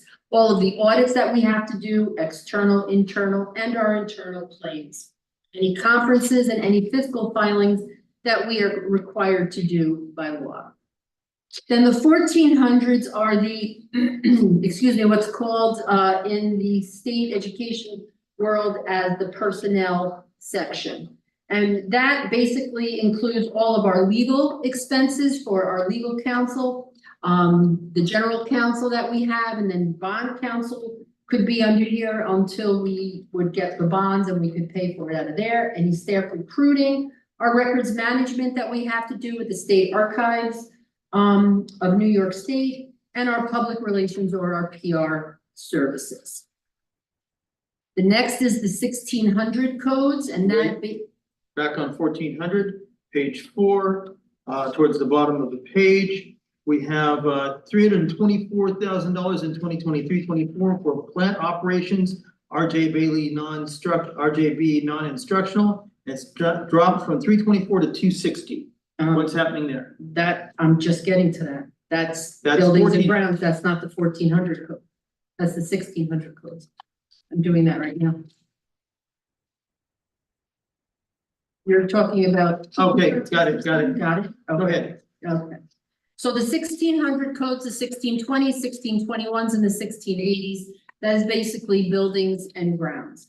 So in the plan operations under the non-instructional codes, the what you're talking about, Trustee Warner, for Bailey salaries, remember we had a retirement there that was at a significantly higher salary than the person that replaced that retiree. And then we have had new hires. We've had people move around in buildings. So it could be somebody at a lesser salary also moved over to that building. Okay, so included here is all of these are Dennis's codes for the most part. So you can keep going down the 1620s. So the buildings and ground budget will include any equipment replacements that are needed, fuel, oil, electricity, water, telephone, sanitation, our security system upgrades and maintenance, BOCES expenditures, exterminations, playground inspections, all of those things that pertain to our obviously our buildings and grounds. Keep going. The 1621 codes, those are for our maintenance of our buildings, okay? 1620 is for the operations side, 1621 is for the maintenance side. And here again, we have various different expenses that, excuse me, Mr. Puglitz has for all of our buildings, such as any of our maintenance contracts, burglar alarms, water treatment, refrigeration, those kind of things all fall under his department and domain. Then you'll get to the 1680 codes. 1680 is for central data processing, and that is falls under the technology department. And what is under here is our data specialist is budgeted here. And then we have things, equipment that we can purchase through here, and then our contractual software, which basically most of our software that we use goes through the data, central data processing. Next, in the 1900 codes is where we have our assessments on property, all of our insurances, except for health insurance, dental insurance, life insurance. This is all of our general liability, school board legal liability, cyber security, etc. Our school. Okay, so and unallocated insurance Is a significant yes. increase because of our experience rating is poor. Explain that to me a little more. We have a lot of claims. Okay. Thanks.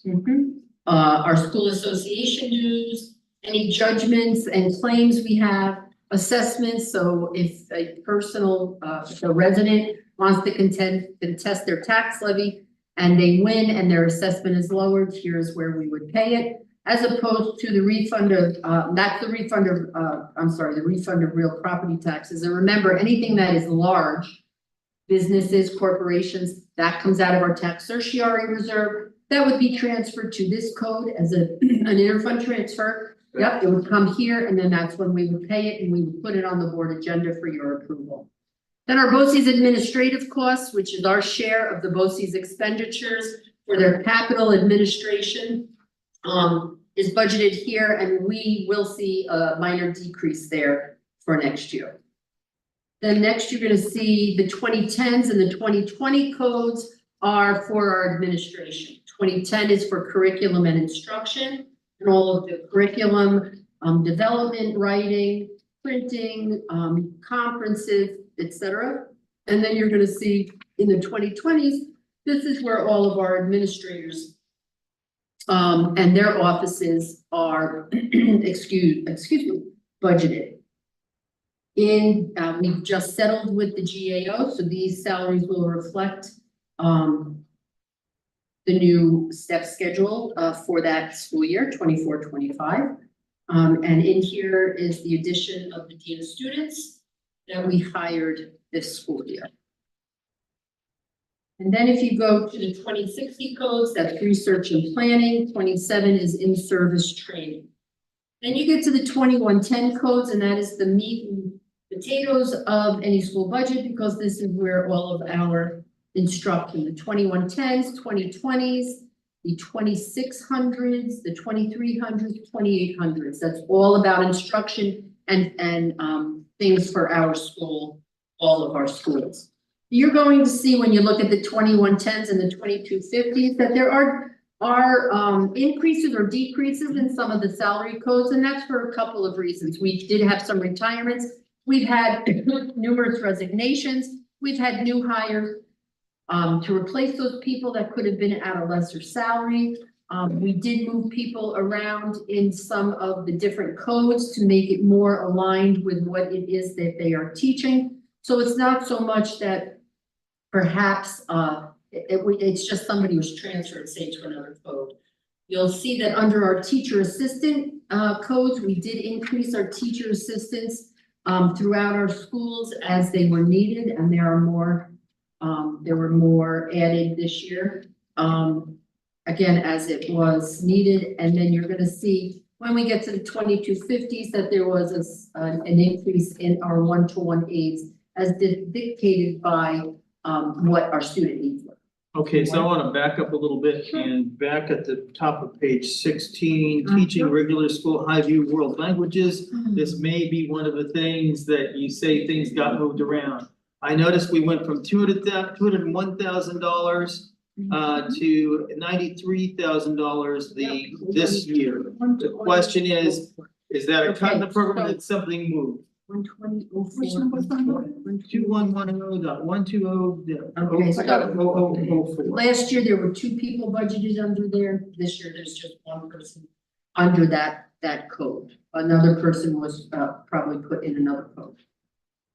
In another code, so the program is not cut, it's that the person. The program is not cut, no, Okay. absolutely not. The program is not cut, no. All right, thanks. You're welcome. Okay. So then if you just keep going in the 2110s, you're going. We have a raised Oh, hand. go ahead. Go ahead. I just wanted to comment that a couple of years ago, the board went to, I should say the district took a great effort in trying to cut administrative costs. So certainly community members are going to say, how come all of a sudden administrative costs have gone up again by $400,000? I would hope that we would, when we need new administrative positions, we would look at other areas perhaps where they could be eliminated or modified so that total administrative costs would not be going up so much. Ms. Raymond, can you please delve into what are the largest increases in those administrative costs for what particular items? Okay, yes, so again, we're reporting actual salaries versus estimated salaries because we were working without a contract. We added a Dean of Climate and Culture to the administrative staff. And then you know that with our ECP budget, it is spread out over many different sources. We have the UPK funding from New York State. We have money from Be Above, which is our Head Start. We'll have money from Amy, what's the third? UPK grant, be above. Yeah, but that's what we know it as. All right, so then there are some special ed codes that will fund for UPK. And then we have to budget in the general fund also for anything that is over those ECP monies. So I budgeted this year in this budget, the salary for the administrator for ECP. We, in the past, have taken it out of grants, but because we have had to add one-on-one aides, and we've had to add some teacher assistants, I took that administrator position and I brought it back to the general fund. So the money could be used for those other teaching positions that we needed. Or that we have added. So there's more administrative funding in the general fund now. Correct. Okay, here, look at, page 13 of 38, 820.151-06. Supervision RJ Bailey administrators went from Well, 182 that- to 352. yes, Is that a but- movement of somebody? No, what that is that, so what you have, that is that administrator that is in the ECP, and I moved Moving it back to back. Bailey. Out of the Fed funds. All right, Yes, so it's not a yes. hire. No, it's not a hire, it's moving it back from a federal fund to a general fund, correct? It is not an additional hire. I'm gonna excuse myself from the meeting. Trustee Valen and I have another meeting to go to. I can't see if she's still there. But thank you all, and we will be delving into the budget more. Thank you, Dr. Allen, for bringing up the increase in administrative costs. We'll look more into that as well. I'll be there in 5. Very good. Chris, are there things that you want to skip to so that you can get your concerns taken care of before you walk out this door? No, Okay, go. that answered my main one. So if you just keep going in the 2110 codes, you're going to see equipment, supply the materials, contractual items, travel, etc. We basically, I'm gonna just preface this with everything basically has stayed the same. We rolled over salaries, BOCES, and any other expenditures that we knew would increase. For example, definitely employee benefits, but also the general liability insurance, those kind of things, had to increase. Okay. So after the 2110s are the 2250s. 2250s are, excuse me, are our special education services. And here's where we budget for all our special ed teachers, teacher assistants, our licensed practical nurses that we have. We have 3 of those. Our one-on-one aides are all budgeted here, also, as well as tuition that we pay to outside schools, for placements, outside placements, and our BOCES, costs for our students. And the one-on-one aides don't fall under the Fed funds? Some do, some don't. Some do, some do. Okay. Then the 2280s are the occupational education. Those are the students that go to BOCES to learn a trade. 2330s are our summer school. We fund part of our summer school program through the general fund budget, and then the rest comes through the Consolidated Act, which is federal funds. And then we have our school library. Wait, is this primarily special ed? What? Summer school? No. Okay, go ahead. I thought it was ESY. For That's in the grants. Got it. Got it. Yep, Okay. 2610s are for our library, 2620s are for our educational TV. That's Mr. Lewis and all of the things that he does for us. 2630s is our technology department. Excuse me, 2805 is attendance, 2810 is guidance. 2815s are our health services where all our nurses are, where we pay for our school doctor also. And then the 2820s are for all of our psychologists, 2825s are our social workers. 2830 is for our pupil personnel services such as speech. Mainly we budget for our speech pathologists. here. And then you have the 2850s, which are our extracurricular activities, and then that leads into our interscholastic sports for our coaches, referees, and all of those expenditures, our athletic director also. The 5500s are for transportation. 5510s is for transportation expenses that we have personally. For example, Frank Gunn would get paid for out of here, and any expenses that we have because we own the transportation garage. The 5540s is for contracted transportation, which would be those expenses that we have with Royal Coach. So, for example, the 5510-400 on page 35 goes from 57,005 to 177,005. That's because Frank, if you remember, was being paid out of BOCES. I just transferred it from BOCES up to there. Okay. He's no longer being paid out of BOCES. Thank you. And as I said, contract transportation goes up by CPI that is set in May. And we obviously don't know that number yet, so we had to use an estimate. And then we have all of our employee benefits where aside from salaries, the benefits is one of the larger parts of this budget. ERS is going up over 2% for next year. TRS went from 9.76 to 10.02%. We budget for Social Security, our workers' compensation insurance, life insurance, unemployment insurance, which we always have a little bit of, but we also have a reserve for that we could use. Disability insurance per collective bargaining agreements. And then we have 3 health insurance plans, 2 that we continue to still offer at this time to employees. One is grandfathered. There's just a handful of employees that are still there, but we are seeing that any increase in health insurance is above 13% for next year. 13 to 17%. So Dr. Allen was talking about us looking a year ahead and trying to figure out what will happen. Do we have any way of knowing in advance where we think the ERS or TRS are trending? Because they're pretty large items. TRS, I can look on the portal that we use, and they will give you, it'll be soon that they will forecast for the 25-26 year to give everybody an idea. ERS basically has stayed the same. This has been the first increase in a while. So I would think that they're going to stay the same. I don't think it will be as large an increase as this year. Okay.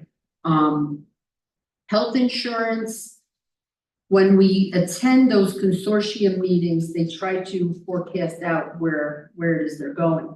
What I've seen as a problem with, say, like the larger of the 3 that we have is they tried for years to keep the increases low because they're trying to be cognizant of everybody's budget. And then all of a sudden, boom, they need a large increase because of what they did. Where I've always said, if you could come up with a 5, 6, 7% and keep it steady instead of being low and then all of a sudden spiking, it would probably be better for people. But that has to be reformed, what, statewide? No, that would have to be part of the vote of the consortium, because Okay. we're self-insured. Okay. Swiss Chip is a self-insured, and we meet at Southern Westchester BOCES. All the Westchester schools. Thank you. So. And then we have, we reimburse our retirees who pay Medicare. They get a reimbursement from us each year for that Medicare expenditure. We have to budget for that. And then you'll see that there's a negative number here for health insurance reimbursement. My predecessor put this in the budget as a negative number. And what that basically is the employee's contribution. So instead of netting health insurance in that number, she kept it as as 2 separate. So you could see that we may be paying $14.4 million in health insurance, but we're going to collect back a little over $1 million from what employees have to contribute. That shows up on the revenue side? No, it gets put here. But see, It gets put. here. okay. Because eventually, trustee Warner, when you look at your appropriation status, Mhm. by June, this negative should be 0 or a positive, Okay, okay? And then we have our dental insurance, the union welfare benefits that we pay to the union as part of their contract to administer some of their own services instead of us doing it, such as, dental and eye care for the GTF. Then we're budgeting, again, the interest, tax anticipation note, if we need to, interfund transfer for federal to help offset those costs because of a timing difference, and then the transfer to capital of the $800,000. instead of 13, yeah, instead of 1.3 million. Correct. Okay, so we have blitzed through the entire line by line budget. Do people have general questions or comments at this point, having been through this?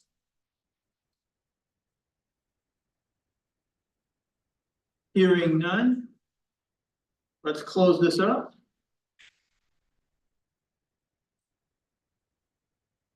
And the time is now 8:42. Does Dr. Allen still have her video? Dr. Allen, do you have something to say? Oh, no, that's the mouse, sorry. I'm just hoping that we could find a little bit of fat to cut before this gets presented to the public, because I still believe that the amount of increase is not going to sit well. And we do want to make sure that the budget passes. Dr. Allen, do you have a recommendation of a percentage of what you think would be acceptable for an increase in the tax levy? If we could get this down 1%, I think it's right now it's 3.7. If we could get it to 2.7, I think that might be more acceptable. Okay, thank you.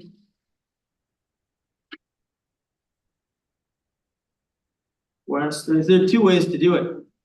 One is to go through and attack items ourselves, which is very painful. And the other is to request that the administration go and take a look. I think in the effort of time, and since the board has to adopt the budget by at the April 16th meeting, I will speak with Dr. Iverson about this request. I'll figure out what the 1% will be and see where we land. Correct. All right, Okay. and we have to get back to, obviously, we have to do that in advance of the next board meeting. Yes, definitely, yes. And with enough time for the board to digest it, meaning by probably the Friday before. Next week I'll get it to you guys. Great. Okay. All right, Katie? Yeah, I'm wondering, Ms. Raymond, have you gotten other feedback back, like anyone emailing you anything or calling you about the proposed either positive or negative? Thank you for bringing that up. I keep forgetting to say that if anybody has any comments, you can get me at budget@greenburghcsd.org. Okay. And that leaves, I think we can skip through the other items and go straight to the Edgemont Incorporation issue.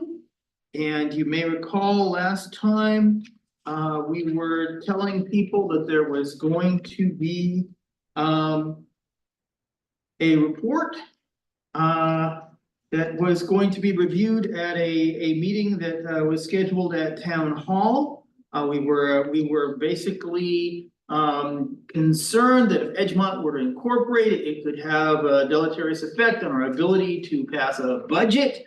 It would have possibly a bad effect on services that are used by our children from the town. And it could be a problem for some of our parents if their hours are cut or they lose their jobs.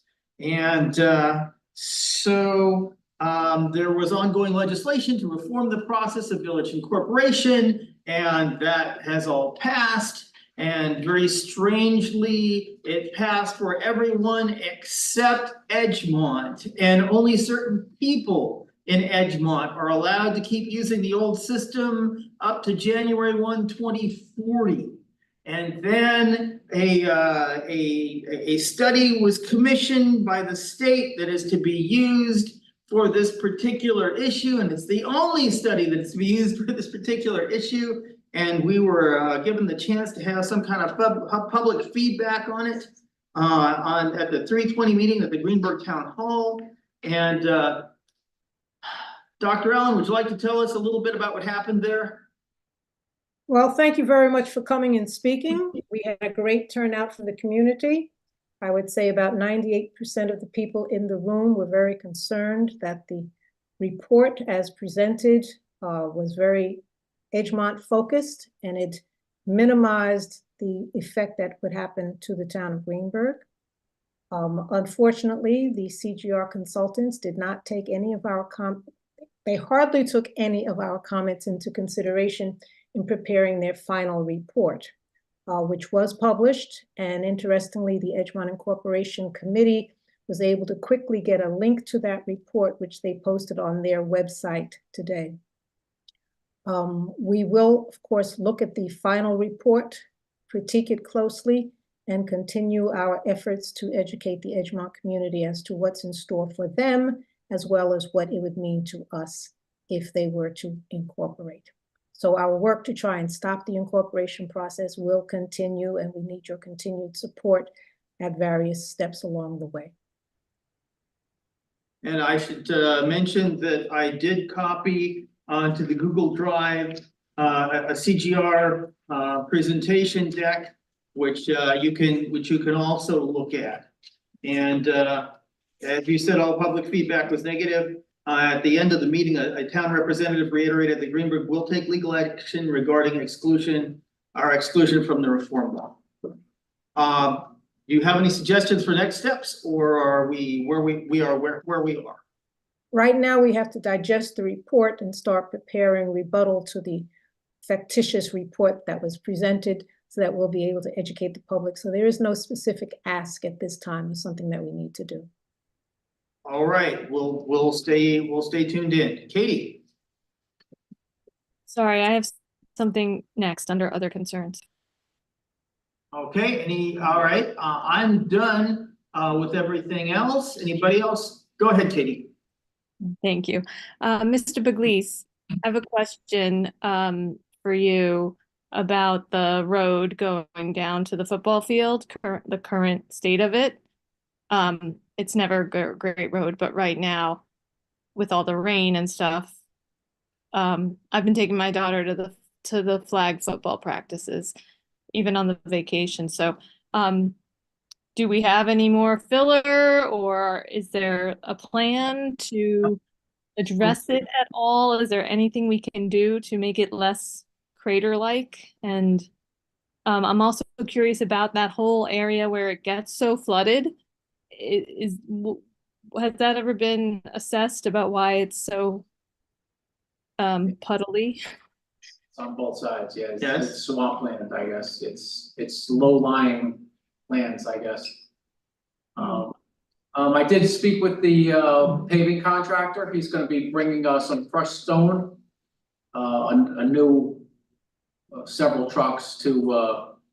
As we were putting in the item 4 and the millings, it's every rainstorm, it just gets washed away. You know, the heavy rains that we've had. We just lost a big tree down there yesterday, and we had to have the backhoe driving back and forth, which the road is just deteriorated horribly in the last week and a half. It's, you know, with the heavy rains that we've been having. I'm going to have a bunch of crushed stones in there to refurbish the many divots, potholes, little ponding that we have going on back there. Okay. Go ahead.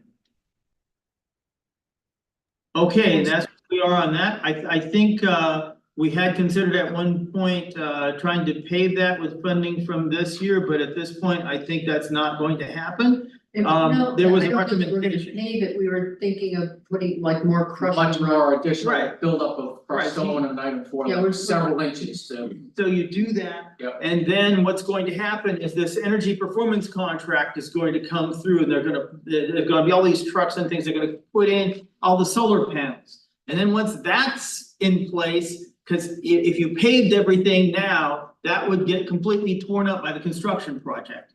If you come back afterwards, if you wanna further upgrade beyond what's been recommended here, then we do it then. I think that's a recommendation now. Go ahead. And that was in your, That was, that was in the report we skipped. Okay, that's it. Do I hear a motion to adjourn? So moved. Do I hear a second?